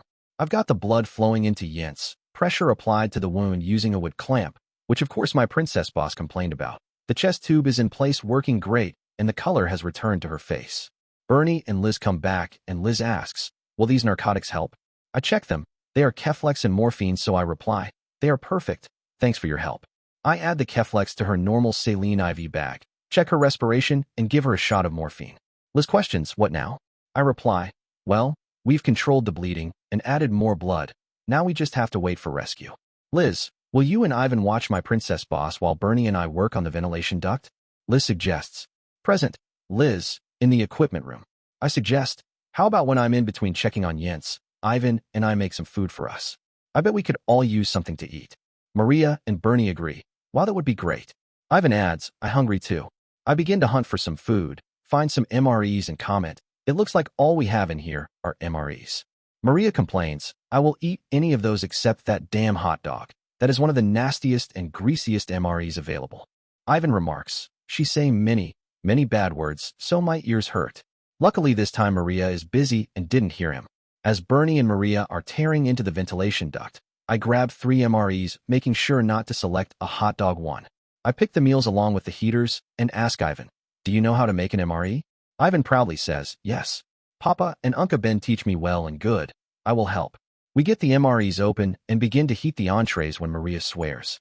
Present, Maria, in the equipment room. Goddamn. I know what the hell that explosion was. It was something sealing off the ventilation duct. Ivan complains. She should not use God's name in vain. She will go to hell. I get ready to let Ivan have it. Then I remember Mabel's admonition about not swearing in front of him. Hell's bells, it's second nature with me. But I decide to apologize. Sorry, Ivan. But sometimes I use bad words when I am upset. Ivan makes the sign of the cross and answers, you are forgiven. Sometimes Papa is the same, especially when he hits Big Finger with hammer. I begin to chuckle and figure the old fart has it worse than I do. Then Liz asks, so we're trapped down here? I answer, until someone gets some heavy equipment up here, this is our new home. Liz continues, what about Jens? I walk over, check her vitals, and explain, well, with all the medical equipment we have down here, she should be fine for at least a day or possibly 2. Then I question, how is it we have lights down here? They went off after the blasts, but now we have them again. Liz says, heck if I know. I decide I need to try to wake Jens to see what's going on with the lights. Present, Jens, in the equipment room. Someone is lightly slapping my face saying, wake up. I complain, I just might do that if you stop slapping me. I open my eyes and see Maria, Liz, Bernie, and Ivan. Ivan beams. Maybe I should kiss the princess to make her feel better? My first response is to jump his, but for calling me a princess, but better judgment takes hold. I cough a little, it hurts like hell, and state, that's okay, Ivan, not now but later. Maria asks, Jens, what's going on with the lights? They originally went out, but they are now back on. I think for a moment, listen and say, well, I don't hear the backup generators. Besides, I think the killer bees took them out, so we must be on battery backup. Liz questions, how long will they run? I think in reply, they should be good for about 6 to 8 hours, but don't worry, we have a hell of a lot of flashlights in the cabinet over there. I croak, is that food I smell? Maria answers, yeah, we're making some MREs. I suddenly remember we never made it to the mess tent and state, I'm hungry as hell. How about making one for me? Maria counters, sorry Jens, but you need an empty stomach for your surgery. I question, well, can I at least have a chocolate chip cookie and a drink of ginger ale? Maria counters, sorry Jens, your NPO. Ivan quickly jumps on potential availability. We have cookies? I love cookies. I fight. That's right. but they are mine. And if I can't have them, nobody can have them. Ivan complains, I not know princesses are so grumpy. I laugh. Well, when it comes to my chocolate chips cookies, I am real grumpy. Ivan shocks us when he says, I think you are Princess Duty Head. We all begin to laugh, which hurts like hell. And I ask, isn't duty a bad word? Ivan informs us, much better than other words for duty. I use other words and Mama use nasty soap and mouth. We chuckle again and I relent. Okay, Liz, you can share one of my chocolate chip cookies with Ivan. Ivan pouts, I no want Princess Duty Head's cookies, I make my own recon cookie like Uncle Ben teach me. I ask, Ivan, did Uncle Ben teach you how to make MREs? Ivan boasts, yes, he teach me how to make any MRE, even nasty Captain Upchuck chicken MRE. It tastes well and good. I smile and think what a wonderful father Ben would be. Present, Jack, in prison at the cabin. I reply to Masha, it sure as hell is who you think it is. Now I know why all this bullshit is happening. The scumsucker is here with hopes of recapturing Ben. Masha informs me, do you know he is no longer a Marine? He now works for a 3-letter branch of the federal government. I answer, hell yes, I know that.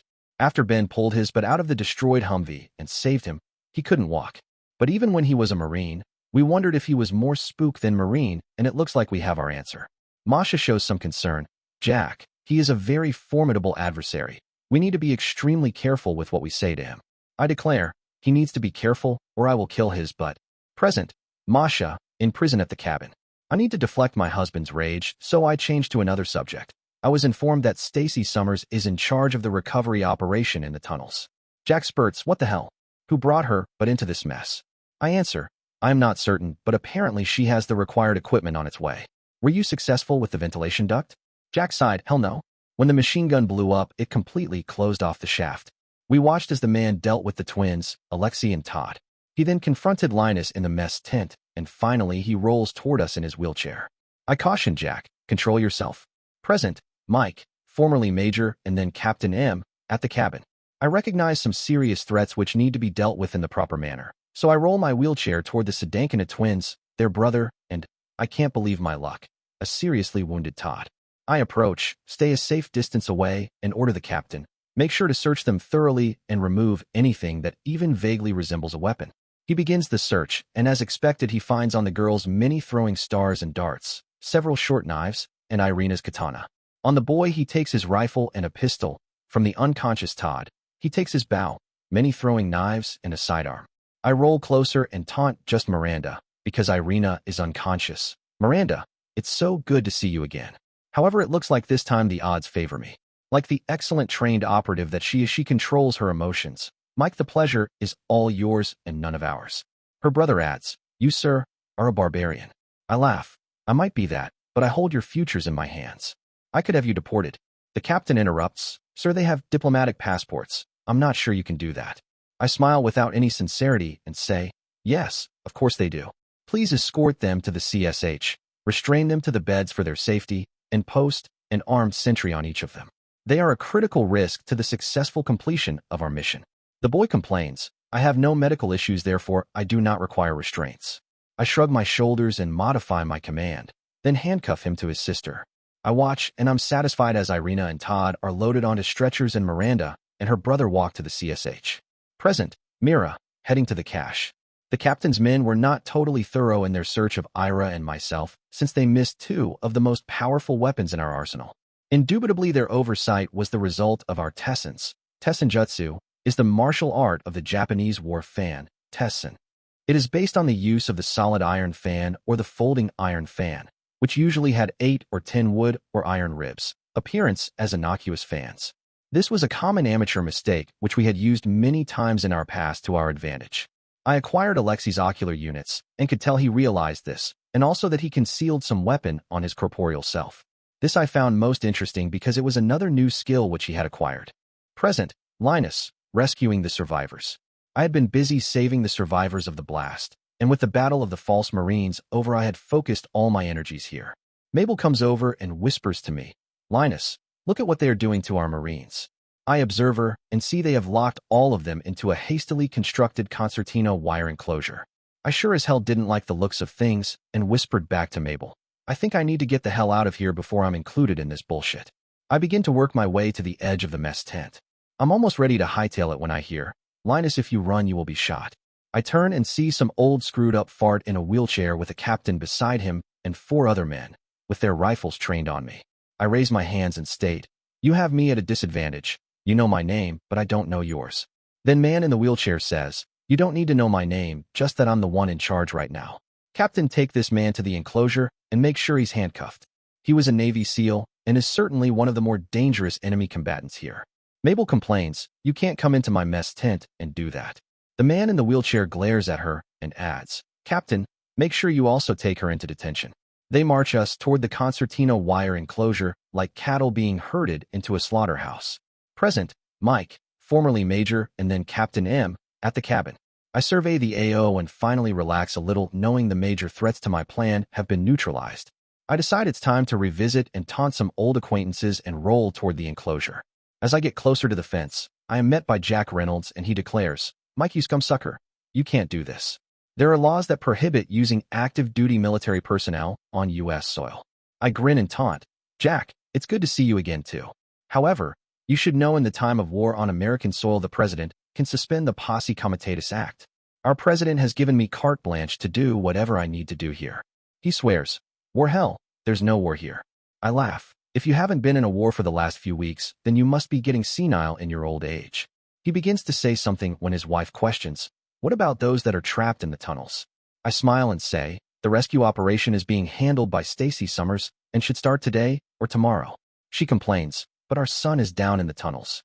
I turn, roll away and say, "I hope he's still alive when they open up the tunnels. And think payback is a real bitch sometimes. I will teach you but for the shit you gave me in Moscow." Present, Jack, in prison at the cabin. Masha is fit to be tied, and so am I. That scumsucker. When I get out of here, I have a bullet with his name on it. What the hell was Glenn thinking when he called these scumsuckers in? In fact, where the hell was Glenn? Linus comes up and says, "He is one of the worst scumsuckers I've ever met." "Who the hell is he?" I answer, "His name is Mike, and he was the leader of the team Ben and I were on. He's one ruthless SOB. Where's Glenn so we can get this mess straightened out?" Linus states, "The fake Marines captured him and took him with them. What the hell does he want with all of us?" I reply, "I'm pretty damn sure we're the bait in a trap that's being set for Ben. Hell, he's wanted to get his hands on Ben for years now. He's been after Ben ever since he escaped the scumsucker's evil clutches in the first place." Linus states, "Well, he can't leave us behind this wire forever. Besides, it's going to get damn cold tonight." As I'm watching what the army is setting up, I point to a tent and state, "Unless my thoughts are totally off base, that's probably going to be our prison for the night." Then I see the guards start bringing out some shit I really hate. Then I realize something else, the scumsucker. Present, Zarika, at Yasmin's hospital. I have a plan to fix the evil men who are forcing Yasmin into pleasuring them. When I tell her, she laughs and says, "After you take care of them, then I plan to fix them even more." I grab an 4-pole and wait behind the door. Yasmin presses the call button. The door opens, and in walks the nurse from the airplane. It doesn't matter who has come in, so I hit her over the head very hard with the 4-pole, and she falls to the floor. Then Yasmin asks, "Please get me out of the restraints as quickly as possible." I remove the restraints, then I get another idea. I take the nurse's clothes off and tell Yasmin, "Put these on." She says, "They are too big for me." She is right, so I suggest, "Try putting a pillow underneath the dress." She adds the pillow then complains, "But now I look pregnant." I answer, "Would you rather look pregnant or stay here?" She answers, "DOH. I want to leave this place as soon as possible." I drag the nude nurse to the bed, pull her up on the bed, and place the restraints on her. Then Yasmin says, "Take the big syringe out of the pain medication machine." It has my pain medication. As I begin to disassemble the machine, it makes a very loud and continuous beep. I order Yasmin, "Hide in the bathroom." I hide behind the door with the 4-pole again. Present, Ben, on the road. We are headed to an airport that I guess Destiny knows about, and she states, "Ben, you know you are walking into a trap." I question, "What the hell are you talking about?" Destiny gets a faraway look in her eyes and says, "Do you know someone named Mike? Captain Mike?" I reply, "Hell yes, I know that scumsucker, and he's a SOB." She answers, "Well, he has apprehended all your friends and your fiancée who is still in the tunnel in hopes of baiting a trap and capturing you." I attempt another deflection. "Why the hell do you call Jennifer my fiancée?" Destiny states, "Because whether you like it or not, you gave your word to her, and you will marry her because you will not break your promise." I scoff, "I doubt that. Hell, she wants children, and I can't give her any." Destiny smiles and says, "We will see about that." Look, we are at the airport. The car stops. We get out, and a pilot comes over and says, "I hear you're headed to Leadville?" Destiny answers, "Yes, but we need to make sure no one knows we're coming. He answers, no problem. I filed a false flight plan heading for California. I look at the plane. It's a hell of a nice Cessna 425, and I know we won't have any problems landing at the high altitude in Leadville. I ask, do you mind if I get some flight time after you take off? The pilot questions, do you have a license, and have you flown a 425? I answer, hell no, I don't have a license, but I have about 1,900 hours flying twin-engine aircraft. He states, we will see how you do, because I could use a rest. Destiny somehow seals the deal. I think that you should let Ben fly the plane once we are in the air. The pilot eerily parrots, I think I will let Ben fly the plane once we are up in the air. I look at Destiny and say, who are you? Ben Obi-Wan Kenobi? She laughs and answers, no, I'm Yoda. I think, if she's Yoda then I must be. Present, Stacy and Samantha, at the cabin. I look down on him in the wheelchair and question, and you are? He laughs and says, Miss Summers, you already know my name. And just so you know, we are controlling what news is released from this area, and the report you started certainly will not be released. You can release information about your recovery efforts concerning the individuals trapped in the tunnel. Samantha boldly asks, so that's all I can report about? He affirms, that's correct. If you try to report anything else, you will be held like the others as an enemy combatant. I smack my head and state, so you're using the Homeland Security laws to detain the Marines? He smiles and says, that's correct. Whether you like it or not, we are at war in this country. All that has happened at this cabin site should be proof to you. This place is rife with paramilitary combatants. I swear, that law was never meant to be used like this. He laughs. Nevertheless, it is applicable here. You can even ask your lawyers. Any reports that Ms. Stevens does will need to be scrutinized by myself and the captain before they are released. I complain. Come on, Mike. We really know you are here to try to capture Ben again.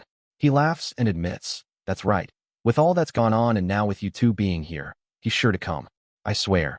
And when he does, he's going to kill you, but like he should have years ago. Stacy is getting too emotional, and I can tell that we're going to get into trouble soon. So I grab her arm and lead her away from the confrontation. We get far enough away and I ask, was that the Captain Mike that was in Ben's file? She coldly confirms, it sure as hell was. He's a scumsucker who used Ben and Jack in ways that sniper teams were never meant to be used. I question, could you explain more? Stacy answers, he used them to wage his own little war whenever and wherever he felt like it. My reporter instinct kicks in. I can smell a story here, so I continue. And all those missions weren't legal? Stacy claims, of course they weren't all legal. And now the scumsucker is trying to cover his, but by capturing Ben and probably sending him off to exile at Guantanamo. I ask, he could do that to Ben? Stacy complains, hell, with the homeland laws in place they can and will do that to anyone, even you. I get an idea and ask some more. Stacy, do you think you could have the helicopter pilot pick up some more equipment for us? She questions, what equipment and for what purpose? I tell her. She smiles and responds. Present, Tom, Inga, and Byron. It's raining hell on the narcotic lord. After we get a safe distance away from the minefield, there's an explosion and Byron calls, are you two okay? I reply, hell yes. The timer ran out on the mine and it exploded. Byron scolds, well, next time let me know before something like this happens. Inga comments, he loves you like a brother. I complain, at his age it would be more like a son. Inga taunts, no, I would say more like a brother or perhaps a lover. I swear, you take that back or else. She interrupts, or else what? Since you're not interested in me, I assumed. I nip it in the bud, and your assumptions are all wrong. Now, shut up, because we're at the edge of the compound. Flashback, Masha, at the hospital. The Russian captain and I arrived at the old Orthodox church. I looked at him and questioned, why does it sound like there is still a battle in progress? He looked at me and answered, I do not understand. I thought the battle was over. I positioned myself directly in front of his face and demanded, Captain, how many times does this make that you have underestimated the enemy, and how many military and civilian lives has this cost you? I plan on filing a full report to my FSB supervisors about your incompetence. Look at the mess you have created now. We are here with a medical team, but without military support. And it is obvious there is still a battle in progress. He turned red in the face, grabbed his radio, and began to order all his men to our location. I interrupted again. Sir, you need to leave some men at the hospital to protect that asset. This captain was the pinnacle of incompetence. I ordered, give me your rifle so I can at least assist in the fight. He meekly surrendered his rifle, and I advanced on the church. Flashback, Jack, a new battle. Son of a bitch. The Chechens came back after the BTR-80 was destroyed and started shooting at us again. Ben ordered, Jack, we don't have time for this bullshit. I need to tend to the wounded. Yuri stated, our American friends, not all of us are so injured we cannot fire a rifle. Ben, Continue to treat the wounded, and we will fight this fight for you. Elena and I kept bringing out the wounded while Yuri rallied his men, who were able to fight, to battle the Chechens. I was surprised as hell when Masha showed up with a rifle. I complained. I thought I told you to stay at the hotel. She defied me in spades. Jack, you need help and don't give me any shit of the bull. I was a young pioneer, a mass youth organization of the USSR for children of age 10 to 15 in the Soviet Union between 1922 and 1991. Imagine Russian Boy Scouts, and know how to properly use an AK. Then Masha proceeded to kick butt, and I developed a whole new respect for her. Flashback, Ben, dodging bullets. Hell's bells, I thought Jack and Yuri would do a better job of protecting me. A round bounced off the ground and hit me in the leg. I complained. What the hell are you two doing? I was just wounded by a round. Elena was still hauling butts out of the BTR-80 and asked, Ben, do you require medical assistance? I griped. Hell no, what I require is military assistance. I looked over and saw Masha had joined the others and apologized. Please excuse my swearing. She answered, Ben, we are sorry, but we cannot provide adequate support for your mission. Well, that made me feel like shit for complaining. I slapped a pressure dressing on my minor wound, picked up some grenades, my grenade bat, and bombed the hell out of the scumsuckers whenever I had time between Elena bringing me patience. Flashback, Jack, a new battle. Screw me. Now I understood how Ben could chuck grenades so damn far. He used to stick to smack the hell out of them like they were baseballs. It was a hell of an idea and courageous as hell. Hell, he could blow us all to hell if one of the grenades detonated. He looked at me and ordered, Jack, pitch me some home runs. I grabbed some grenades, pitched them to him, and he sent them out of the park. He ordered, hold them for a count of 1 after you pull the pin. I did, and then I figured out how he did the airburst grenades. Sometimes Ben came up with crazy, unorthodox ideas which worked like a charm. The captain ran in and complained, you can't do that with the grenades. Ben countered, hell, I've been doing it all day. What's the problem? The captain whined, they might blow up. Ben laughed, shit, they haven't yet. Until you get some troops here, this is our best chance. Hell, you only die once. I added, hell, this is our only chance. So I continued pitching the grenades. Flashback, Yents, at the military hospital. I woke up in the morning and decided I needed to stop being a big baby. I got out of bed, went to the bathroom by myself. It was embarrassing when they wanted to watch me all the frickin' time. Changed into my new camo tights, quite a painful experience, and then began to do my yoga ballet stretches. Katie came in and demanded, what are you doing? I quietly answered, my normal morning ballet yoga stretches. Katie asked in confusion, don't you need pain medication first? I thought and then replied, pain medication would be nice, but I do this every morning in spite of how I feel. She said, well, you will feel better if I give you a shot first. I thought about what she said and responded, yes, I would. But you weren't here when I woke up, so I continued without you. She ordered, stop, and I will get your injection immediately. I really liked the idea of another injection, but I continued. I am a prima ballerina and don't have time to waste. She ran out of the room like her rear was on fire, and I smiled. Yes, now I would get my injections when I wanted them. Flashback, Glenn. I was sleeping soundly, having a great dream about, well, if I told you I would have to kill you. When I felt and heard, Glenn, I'm frisky and want you. I pretended to still be asleep since the last thing I wanted was to have sex with a still drunk wife. She reached around, grabbed my, and demanded, come on, Glenn, wake up. Thank God I feigned sleep. Finally, I heard her drunken snore. Thank God I was spared again. Drunken sex was, well, worthless. My right hand would have felt better, and usually did. Flashback, Alexei, in the laboratory. I was not sure what was worse, being thoroughly examined by the laboratory doctors or attending to my schooling. Upon evaluation, I know it was preferable being poked, prodded, and questioned by the doctors. Unfortunately, this process was extremely boring because the medical staff were so easy to fool that I actually longed for the challenges of my classes. However, if I relented now, my experiment would be ruined. With the medical tests completed and once again being given a report of good health, my parents delivered me to the psychologist. It was not my first trip to him since I had monthly meetings where he would test me. Suddenly, this process became infinitely more challenging. Flashback, Mira and Ira, in Israel. It was obvious we had overly agitated a fragile Safia when she came out of the bathroom, sobbed, and collapsed to the floor. After a brief nonverbal discourse, we decided that Safia could not handle the thought of Naomi and her behemoth man, and Ira presented me a quizzical look. However, I knew what to do. I rushed beside her to sit on the floor and comfort her. Gratefully, I thanked God that my brief but short attachment to Ben Blaine released maternal instincts in my corporeal self. I held her and she cried, please, do not leave me here with that gross monster. I began additional comforting when Ira interrupted. We will abandon you unless you provide the solution to the new conundrum. She glared at Ira and declared, you are not a nice twin like your sister. However, I will give you the solution to the conundrum. You call the woman normal because she has half her fingers on one hand and half her fingers on the other hand. I also glared at Ira and stuck out my tongue. She deftly indicated her displeasure with a secretive raised digit. I consoled my charge. Safia, I have discovered many benevolent factoids which indicate that we might be able to control your condition with natural substances. Safia smiled, looked at me, and pleaded, please tell me more. I displayed my sheaf of papers and complied.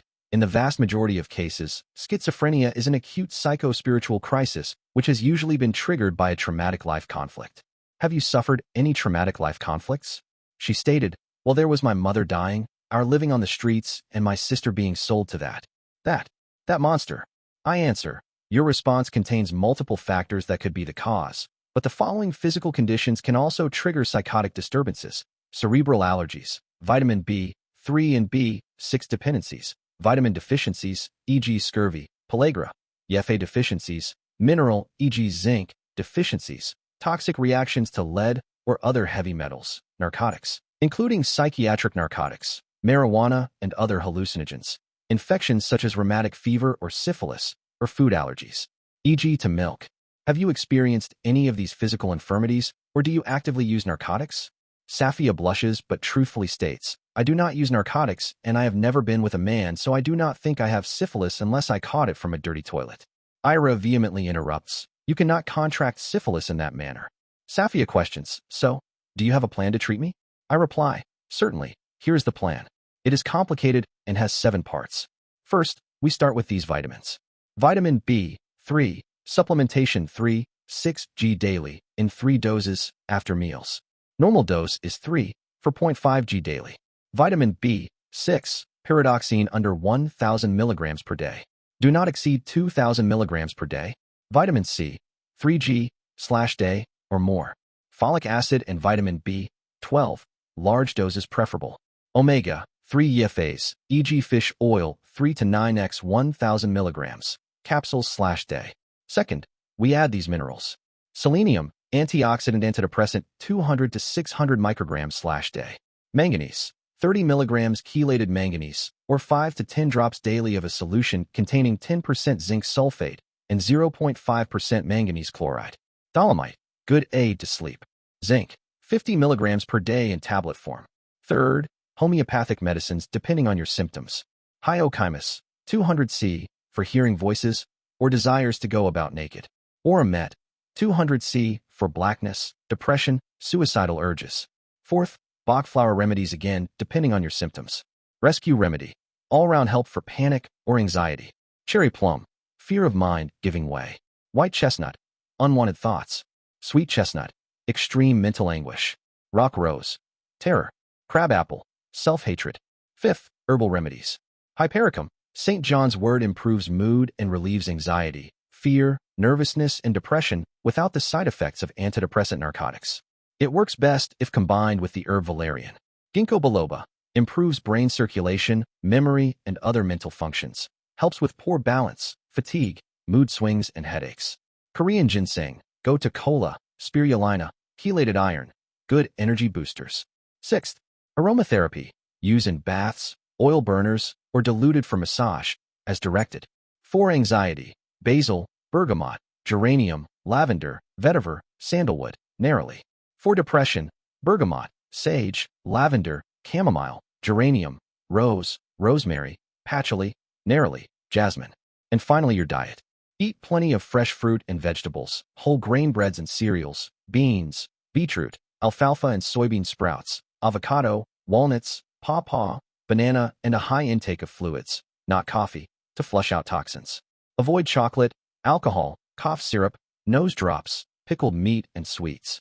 Do moderate exercise, e.g. walking, bike riding. Safia began to cry again and expressed her hopelessness. I can never follow all of this by myself. I delivered my surprise solution when I promised, little one, you do not have to do this by yourself.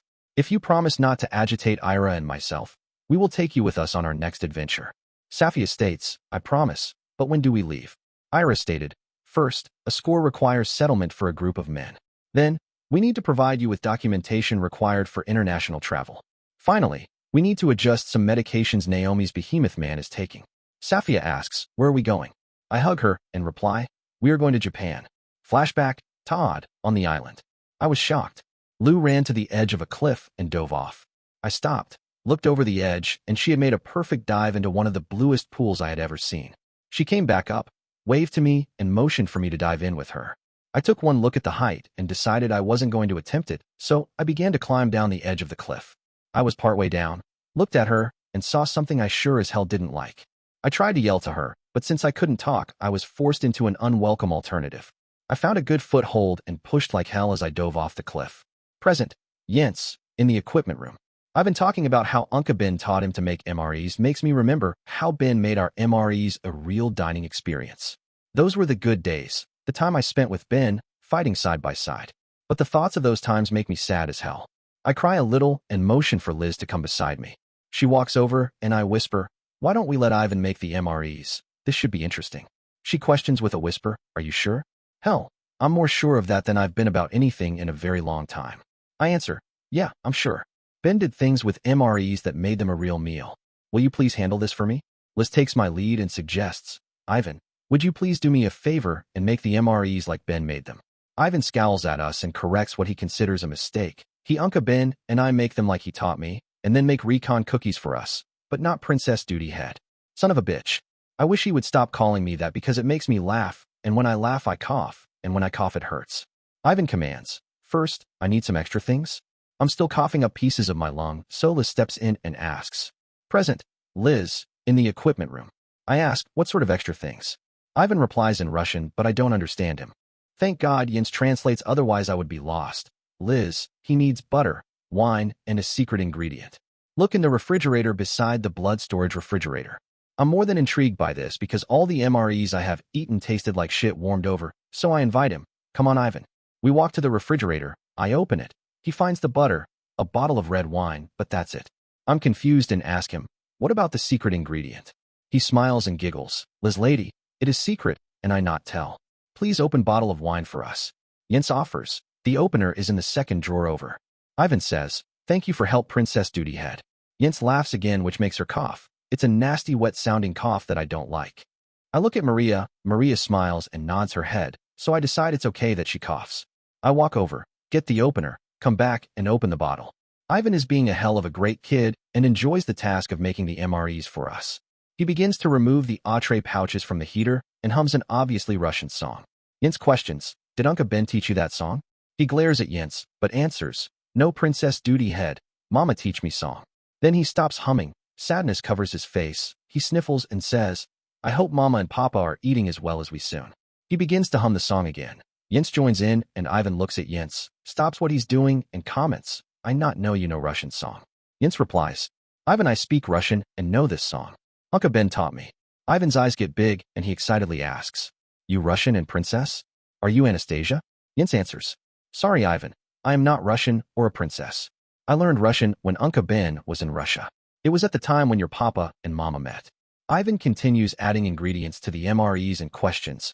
Then why women who use many bad words call you princess? Is she trying Trixie?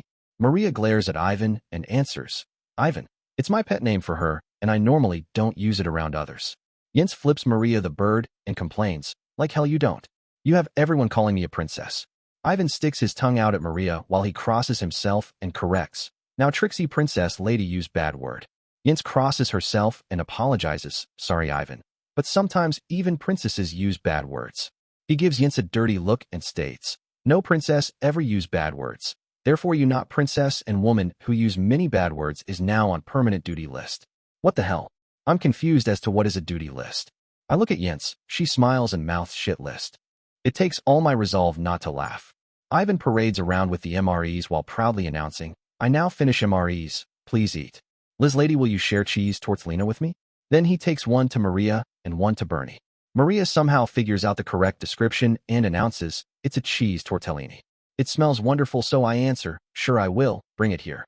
He brings it over, sits in my lap. We begin to eat and I remark, this might be some of the best cheese tortellini I've ever had.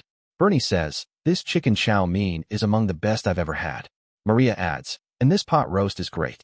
Thank you, Ivan. I remember Ivan took 2 ingredients out of the refrigerator, so I wonder, Ivan, what is the secret ingredient? Jens pipes up, I know. It's love or. Ivan says, that right, former princess duty head. Now you back to Donald Duckson lady. You do know Uncle Ben. Ivan touches Yin's heart with that comment. Tears drop down her cheeks as she says, yes, Ivan, I love him and hope someday to marry him. Ivan displays amazing understanding for a child and comments, that be good thing if Papa can find Uncle Ben. He is alone and needs someone, even women that sometime use bad words. After eat, I make recon cookies, and because I now like Donald Duckson lady, I will give her little taste of mine. Present, Jack, in prison at the cabin. I am more pissed than I've ever been. Hell's bells, I want to kill Mike and all the greenies. The scumsuckers bring out shackles with handcuffs connected to them by a long chain and begin to put them on us. One old fart unwisely fights like hell, and they shoot the poor scumsucker 5 times, and then compound the problem by laughing. I realize we have landed between the proverbial rock and a hard place. I hate to do it, but I order. It looks like resistance is futile and will be met with lethal force. I would recommend we submit to the scumsuckers. One of the army grunts insults us. That's right, if you fight us, we will kill you bunch of old, worthless, washed-up wannabes. Little does he know that revenge is coming. I mark his face in my mind because the scumsucker is going to pay for those remarks. When the grunts start putting the shackles on Masha, I vociferously complain, come on, go easy because she's a woman. The same grunt that's already earned a death sentence answers, and our orders are to make sure hers are very tight and yours even tighter. A shackled Mabel comes over and declares, now I know what slaves felt like. The scumsucker grunt digs a deeper grave. Sit the hell down and shut the hell up. They finish shackling everyone and order, okay, we're taking you into this tent for the night. They march us into the tent, and one orders, sit down and we will bring you some food. We sit down, they begin to loop a log chain through all the shackles, then some scumsucker walks in, throws MREs at us. The scumsucker hit most of us in the head with them, and laughs, enjoy your dinner. Linus takes one look at his MRE and complains, what about the heaters? These things are barely edible cold. The grunt continues to laugh. Sorry, the heaters can be used as a bomb, so you're eating them cold tonight, and every night from now on. I look at mine. Note that it's roast beef, and I know it will be nasty as hell cold. I look at Masha, and she got cheese tortellini, which is at least edible when served cold. Mabel demands, what in the world sort of food is this? This is worse than the shackles. I look and explain, that unfortunately is the hot dog MRE. I hear groans from the others and continue. Take mine. At least it will be better cold than the garbage you have. The only MRE worse than hot dog is the discontinued Captain Upchucky chicken, and that isn't saying much. I take one of the nasty cold Frankenfurters out of the pouch, wipe as much of the congealed sludge off it as I can, and force myself to eat it. I know I have to keep up my energy if I'm going to lead us out of this huge Mongolian cluster shit. Present, Masha, in prison at the cabin. I am so very proud of my Jack. He is my hero again. That is one of many reasons I love him. He gave up his meal to Mabel for what I could ascertain from the obscene look of it, a very inferior meal. I ask my love, would you like to share my meal? Even cold it is edible. He bravely says, Masha, you need your strength for our child. I will be fine with this meal. I watch as he bravely forces down another Frankfurter. I admit they are the worst-looking Frankfurters I have ever seen. They are covered with a nasty, coagulated clear slime that appears inedible. I come up with an idea and whisper, Jack, if I could procure a short amount of computer time, I could bring us some assistance. He amazingly asks, don't you think the twins and their brother are thinking the same thing? I am more than shocked. Jack has recognized the connection between myself and the twins. I coyly comment, Jack, I do not know what you are talking about. He laughs, I love his laugh, and responds, Masha, you certainly must be aware that I know when you lie. I know that you and the twins have worked together in the past. I struggle because I do not know if I want Jack to know our involvement. I might have to kill him if I told him everything, and especially since it ended the way it did. I state, Jack, you are being silly, you assume because. He laughs again, smiles at me, and interrupts, Masha, it's about time you stopped lying to me. Like I said, I can recognize your lies just like you can catch all of mine. I stop and decide that I need to ponder this new development. Present, Jack, in prison at the cabin. It was about time I finally called Masha's bluff. Hell, it was obvious to me that she and the twins had some sort of history between them. I just wasn't sure how much. But the way she capitulated made me think it was even greater than I perceived before. Now I wasn't sure that I really wanted to know everything. I take the last Frankenfurter out of the package, look at the nasty piece of shit that resembles a shriveled, diseased pecker, wipe off as much congealed shit as I can, and choked it down. Damn, this is one nasty cold meal, and not much better hot. Then Mabel has the audacity to complain. Jack, is this supposed to be roast beef? I want to puke the Frankenfurters back up and force-feed them to her. However, better judgment prevails as I snap, a very annoyed answered. Hell yes, and when it's hot it's damn good. Be thankful you didn't have to eat this damn gut-wrenching hot dog meal. The rest of the men chorus their complaints, which thank God shuts her the hell up. Thankfully, before I utter something I would regret, Linus rattles the shackles and asks, don't you think it's about time we get out of these shackles? With Mike in charge, I knew better and calm him. Normally I would say hell yes. However, after they killed the man today, I think we need to bide our time. My guess is they are waiting for us to try to escape and will just kill us. I say we spend tonight here and then consider it for tomorrow night. Present, Mike, formerly Major and then Captain M, at the cabin. I watch with great pleasure. My plans were proceeding perfectly. As the enemy combatants are shackled and led into the prison tent for the night, I knew that some of them would attempt an escape tonight, and I had my men waiting for them with orders to shoot to kill. Hell, the fewer potential witnesses I had alive, the less I had to deal with. Now I just needed to wait for Ben to show up, capture him, and then as far as I was concerned, the rest of the men here are collateral damage. And if they died? Oh well, too bad. Yeah, they're just bait for the trap. However, there are several things I can't ignore. The biggest problems are the Sedankina twins and their brother, since I checked, and their diplomatic passports are valid. To dispose of them would open a whole new can of worms that I wasn't sure I wanted to open. Present, Mira, restrained at the cache. I did not trust the situation here, primarily because Mike was in charge. He had a terrible history of losing men and cavalierly accounting for losses as collateral damage. I extremely carefully observe and ascertain that Ira and Todd receive the proper care they require. Otherwise, I would have intervened. This is of utmost importance. The staff starts to tend to their wounds, starts IVs with the proper components, and begins to extract the multiple rounds from Todd's back. It is annoying because I am handcuffed to Alexei until, amazingly, he sheds the handcuffs in a very deft move. So I warn, Alexei, they might harm us. He grins at me and boldly states, my sister Mira, they will not do anything to us because it will risk an international incident.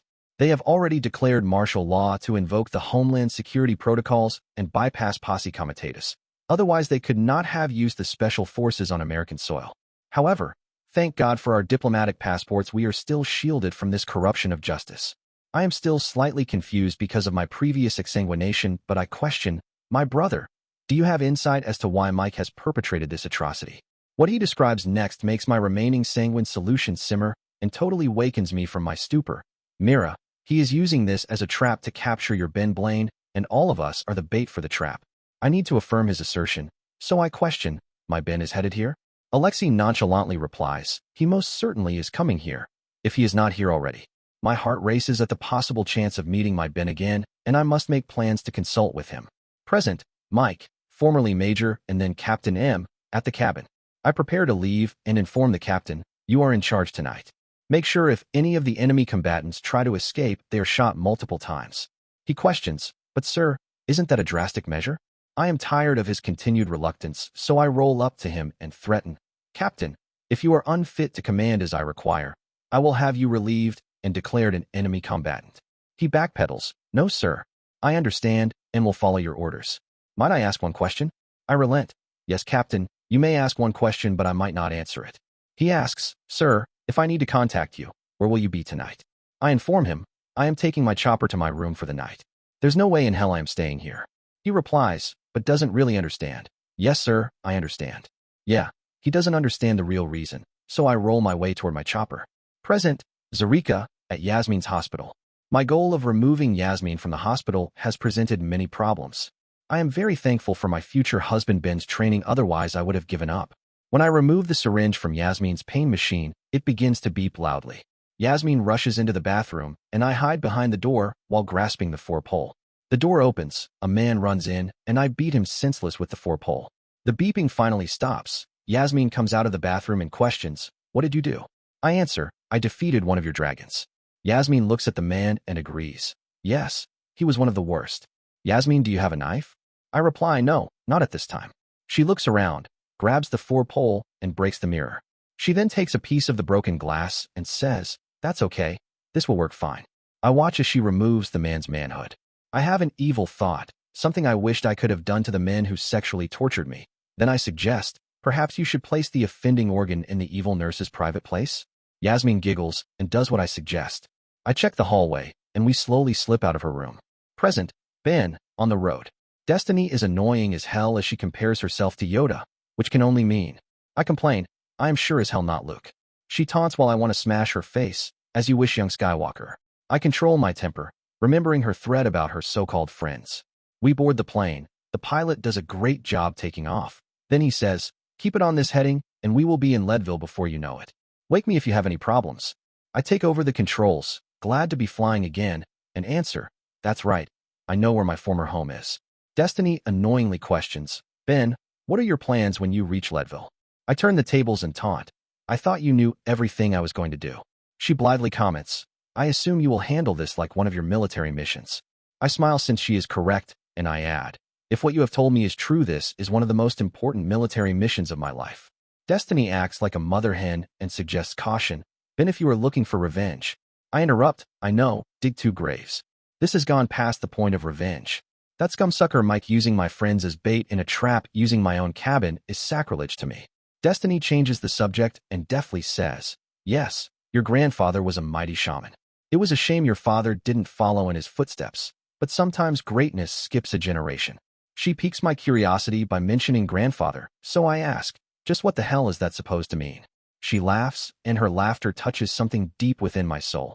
Ben, do you not know what your grandfather was teaching you to become? I am busy flying and don't have time right now for this bullshit, so I complain and give her a traditional answer. Screw all this spiritual mumbo-jumbo. When I get there, I am going to kill them all, and let God take those who are his. Destiny makes me think when she counters, is that how wars are won when a small indigenous force faces a larger, more powerful force? Because to me that sounds like suicide. I flippantly declare my mantra, today is a good day to die. She doesn't let me off the hook and presents an alternative, but it's a better day to live, learn some new tactics, and defeat this enemy. Hell, defeating Mike seriously interests me. I think for a moment and answer, so you propose that I use guerrilla tactics against the special forces? She enjoins, no, I suggest we use guerrilla tactics against the special forces. This has to be a joke, so I laugh. You? What the hell can you do? Destiny lets go with a laugh that frightens me to the core. You might be surprised. I suddenly remember and dredge up a response. There was only one woman I know that was worth in a fight. She gives me a knowing smile and answers, yes, your fiancée Jennifer. It was touching how you saved her when she had appendicitis. How the hell did she know about that? Hell, I was ready to die for Jens. I uncomfortably changed the subject. I stand by my previous comment. You won't last a day without being captured. Destiny continues to agitate and taunts, and I am willing to place a wager that I will never be caught by the special forces. Last time you said no. How about now? I decide either way it won't be too bad, so I agree. Okay, you're on. When you get caught, you will get out of my life forever and leave me the hell alone. The deal is struck and we shake on it. Okay, and when I don't get caught, you and I will spend some time together talking about things. I'm concerned and ask for clarification. How much time and what things? She answers with a statement as clear as mud. You will know when you lose. Once again, I have a feeling that a sneaky woman has outplayed me. Thank God it's time to wake up the pilot. So I say, we're about 30 mics out from the Leadville airport. He yawns, looks at the control panel, the GPS, and says, thanks. That was a hell of a job flying. Too bad you can't land this crate. I halfway offer to do just that. Well, I can if I have to, but you probably wouldn't like the results. He takes the controls and states, okay, it's good you know your limitations. Let me contact the tower and set us down. He contacts the tower, sets the Cessna down perfectly, and taxis to the hangars. Then he asks, do you need me to hang around for the flight back? Destiny boldly answers, no, we don't need to fly out of here. We're going on a hike. We exit the plane, grab our packs, and Destiny asks, how are we getting to your cabin? I grin and answer, hoping to break this bitch. How do you feel about running? She laughs and accepts. I don't have any problems with that. We take off at an easy pace, and it reminds me of the time that Jens and I ran and won the Leadville 100 together. Present, Liz, in the equipment room. Jens sighs. Her eyes roll back in her head, and she seems to pass out. Maria runs over to her and asks, what the heck is wrong? I look at Jens' face, notice the blissful look, and answer, I've seen this before. She and Ben are connected. Maria shakes her head and demands with profound disbelief. What? Like some sort of bogus Star Trek Vulcan mind meld? I try to explain to the best of my ability and answer, no, and to be truthful, I don't really understand it. But Jens swears that she and Ben can share thoughts. Jens comes out of the trance and says, present, Jens, in the equipment room. I lose my connection with Ben. Damn it, it's been forever since we were connected. Wake up and inform them. Ben is on his way here. Maria looks at me like I'm crazy and demands, how the hell do you know that? I also try to explain. He remembered the time we ran and won the Leadville 100, and for a moment I could see him and someone else running toward the cabin. I knew he would come. Ivan surprises the hell out of us when he adds, Uncle Ben coming here? Good. He will fix this big problem. He is big problem fixer-upper. I agree. Yes, Ivan. Ben is the best at solving big problems. Present, Stacy and Samantha at the cabin. Samantha pushes around some dirt with her foot and asks, Stacy, could we have the helicopter pilot pick up 2 pairs of high-end videographic glasses? One that's dark and one with plain lenses? It's good she doesn't take me for granted yet. So I question, you're planning on finding a way to document what's going on without being controlled by Mike and the captain.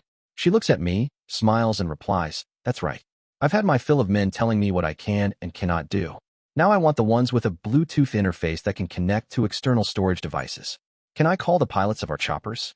I think for a moment and suggest, not with your phone you can't. My guess is they are monitoring all the communications in this whole area. Here, use this. Stacy hands me what looks to be a satellite phone and asks, can't they monitor this? She laughs and replies, oh, they will know that a signal was transmitted, but they will never decrypt it.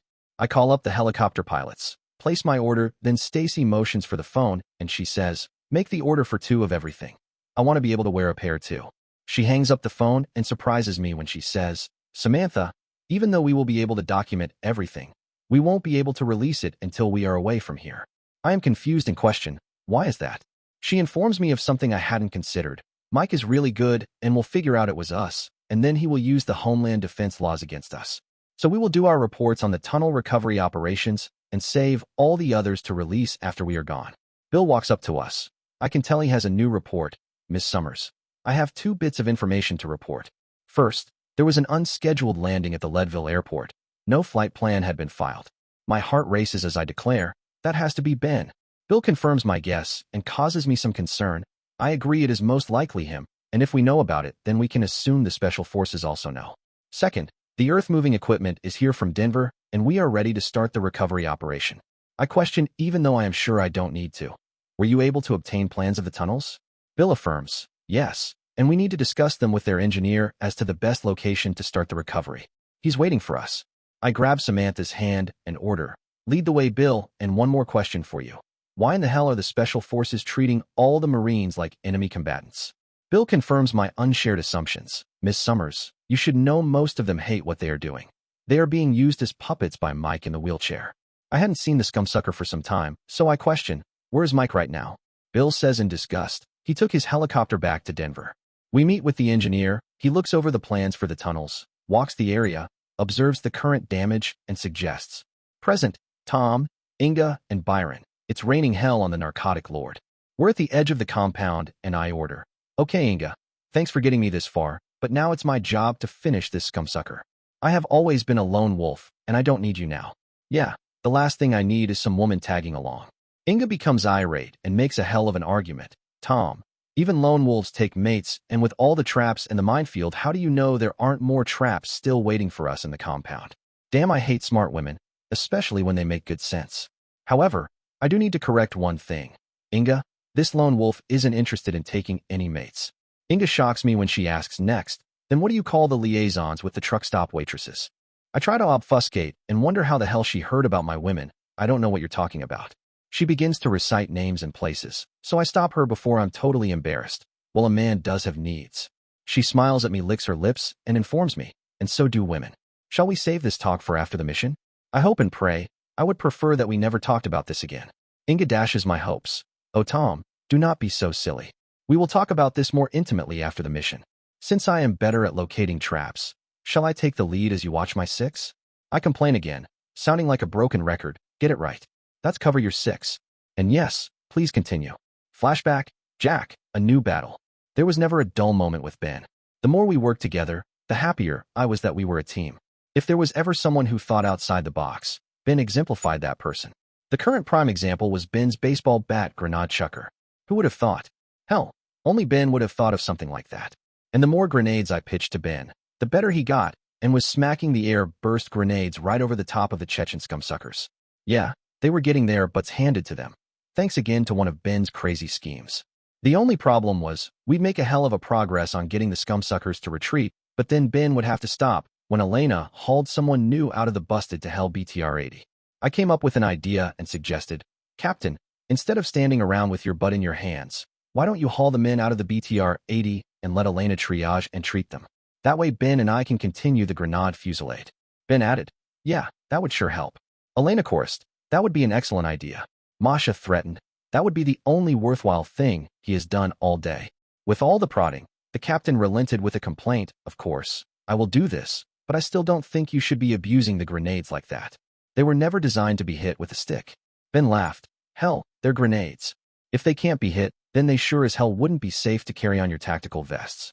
Besides, I make sure I missed the fuse. Then I pitched him one, and something terrible happened. Flashback, Masha, a new battle. Just when things were going excellently, Ben yelled, son of a bitch. I observed that Ben finally hit the fuse on one of the grenades, and instead of it flying into the air, it became embedded in the stick of wood. I was certain we were going to die and was amazed when Ben had the presence of mind to continue the swing of the stick of wood around his head, completed a full circle, and released the stick of wood with the grenade stuck to it. Thank God it traveled outside of the church before it detonated.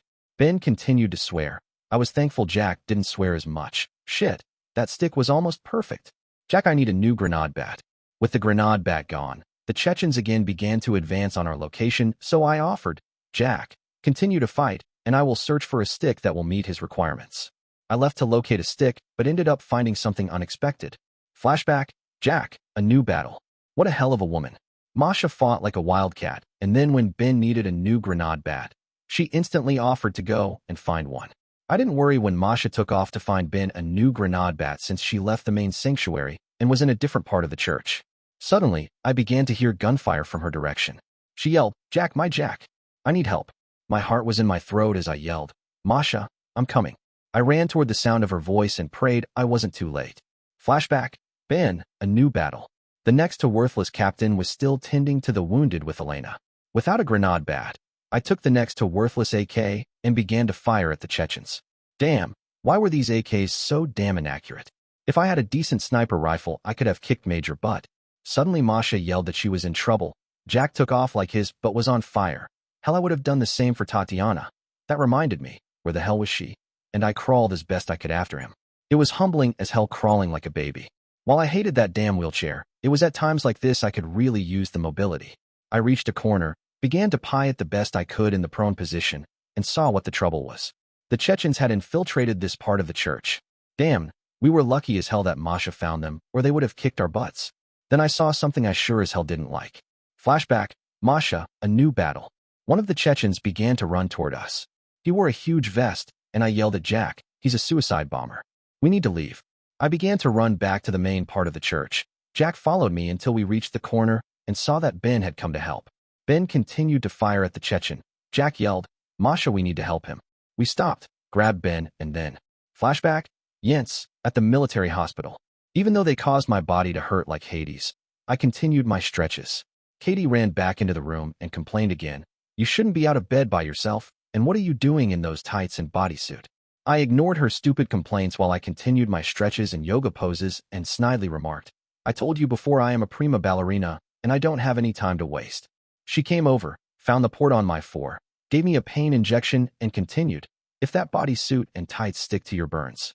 I was annoyed about the stupid hospital gowns that showed everyone practically everything and interrupted. Who gives a shit? I'm not going to exercise in that embarrassing hospital gown. You need to get the hell out of here because you are distracting me. Katie tried to complain more, but I stood up, put my hands on my hips, glared at her, and in my best prima donna ballet voice ordered, you're the one that motivated me to do my best, and that is what I'm trying to do. Move my bed up beside the wall so I have more room to practice, and unless I call you, leave until it's time for my pills. She wisely left. This prima ballerina stuff was working great. I finished my stretches and yoga and then began to practice Swan Lake from memory. Of course, without my point shoes, I couldn't do the in-point work I really needed to do. That reminded me, so I took a break and decided to call Daddy. Flashback, Glenn. The phone rang and woke me out of a hell of a dream starring Scarlett Johansson. Then Evelyn swore and ruined it even more. Damn my head. I grabbed the phone and answered, this is Glenn. I felt much better when I found it was Jennifer, and she very nicely asked, Daddy, would you please bring me my laptop when you come by the hospital today? I really need to research some things. And please don't forget my point shoes. I looked at the time, realized I had overslept, smiled, and answered, Honey, I would be happy to bring both of those to you. But what are you doing up so early? She answered, but I couldn't believe it. However, I promised her I would be sure to bring those items along with a few other things I figured she could use. When I hung up the phone, Evelyn screeched, Glenn, who the hell was that at this time of the morning? I hated talking to her, but figured this would get her goat, so I answered, it was Jennifer. Evelyn, being a royal bitch, interrupted, I should have known. What was she doing, crying about being hurt? Once again she was wrong. This happened more often than I chose to count. I smiled falsely and informed her, no, she had just finished her stretches and yoga and asked if I would bring her laptop computer and her point shoes. Evelyn, still half asleep and still partially drunk, scoffed, I doubt she needs either one of those. I challenged, well, why don't we get our morning SSS, shit, shave and shower, done, deliver the items she requested, and see how she is doing. Flashback, Yents, at the military hospital, an hour later. My focus was totally on my dance routine for Swan Lake. I had just finished one of my dances when I heard clapping, so I looked over, and it was Katie the nurse. She applauded, Jennifer, that truly was a beautiful dance. I wish I could have seen you do it in your point shoes. I answered and complained, my shoes will be here later with my daddy. But why are you here? Because your accolades have ruined my concentration. She smiled and explained, Jennifer, it's time for your pills, and I need to assess your condition. I was thankful for the pills, but still complained vociferously, thank you for the pills, because the pain was becoming unmanageable. However, I cannot tolerate all these distractions.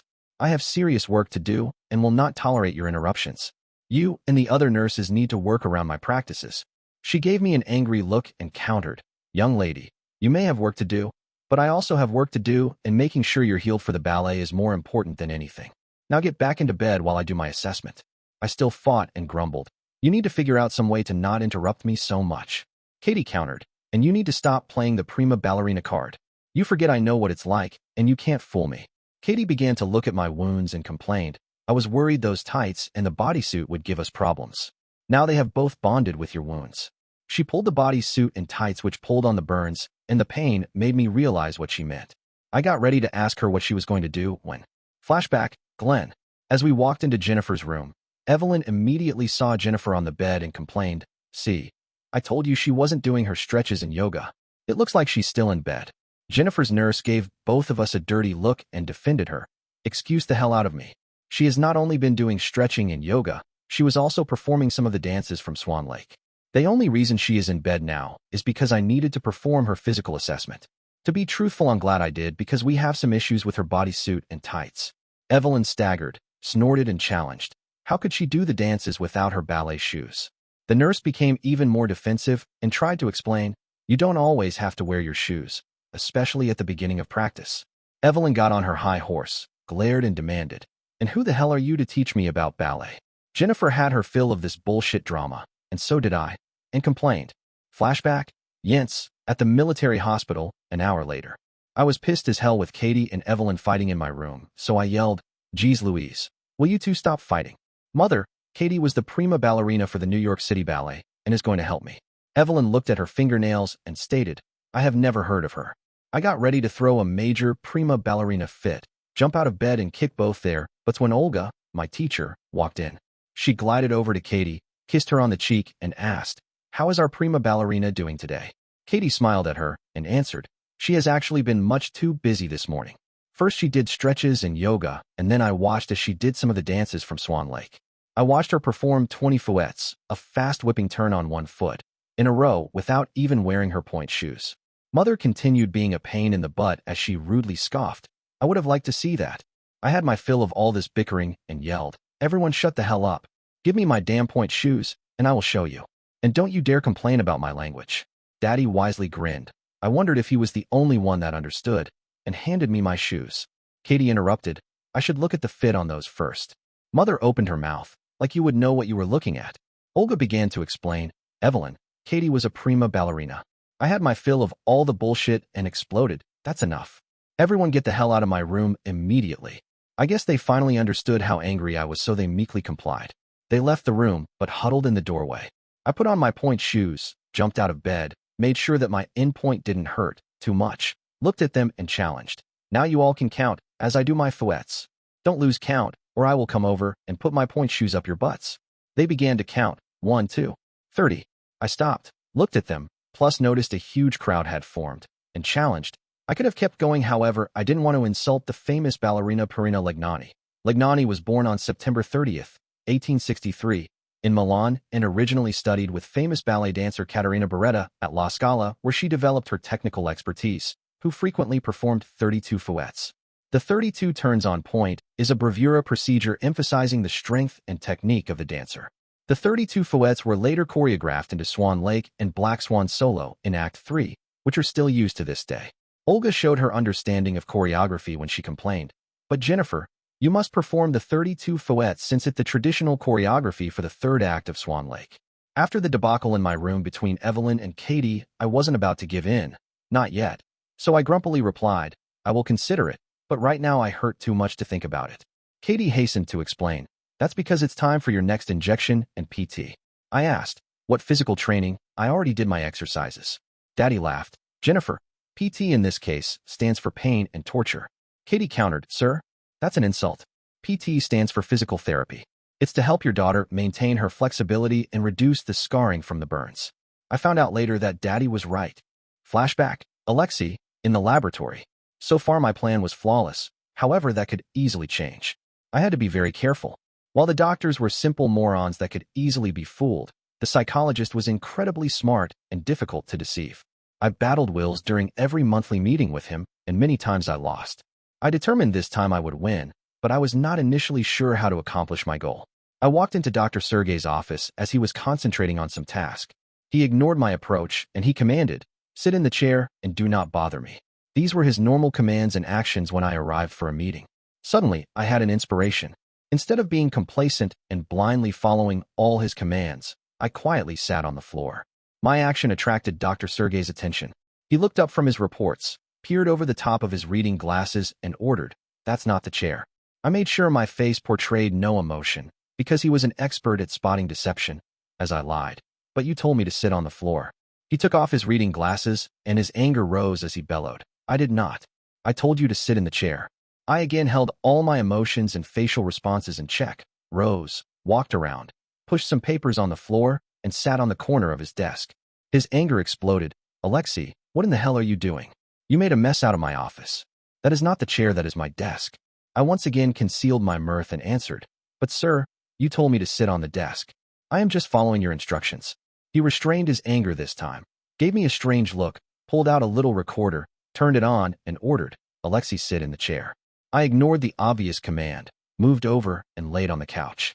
His voice quivered as he complained, "That is not the chair."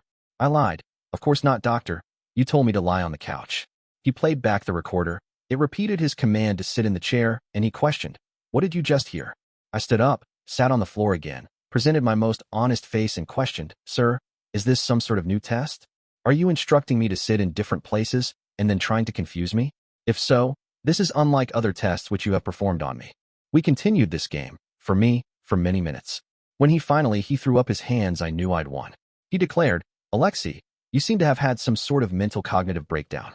I continued my ruse and replied, "Thank you, sir. I feel very well today." He smacked his palm to his face and said very slowly, as if talking more deliberately would help me to comprehend better, "Alexei, you are very, very sick." I giggled internally while expressing profuse gratitude. "Thank you, sir. You are most generous." He called my parents into his office and instructed my father, "Please take Alexei into the waiting room." Father took me to the waiting room, then returned to Dr. Sergey's office. I decided to move from the chair and lie on the floor while playing with the carpet. I picked at imaginary specks of dirt which I proceeded to consume.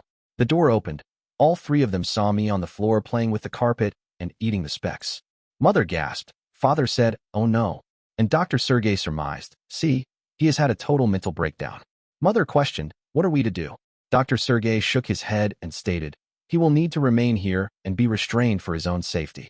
Suddenly this game wasn't as much fun as before. Flashback, Mira and Ira, in Israel. I successfully completed the discussion of my treatment plan with Safia, for which she was greatly appreciative. Then we were accosted by the return of a very irate harem horde. One of them demanded, "What did you do to our master? He was covered in shit." Another added, "And even worse, why did you lock Naomi in the bedroom with that filth?" It took us all this time to clean our master, the room, and Naomi. I simply explained, One of his adversaries had inserted a mesochrysetis auratus into his digestive tract. Its claws and teeth had caused significant internal damage, so an alcohol lavage was the recommended treatment. However, one of the group foolishly threatened, "You idiot. We're going to make you regret this." I stood up, and Safia rose beside me, challenging, "Bring it on."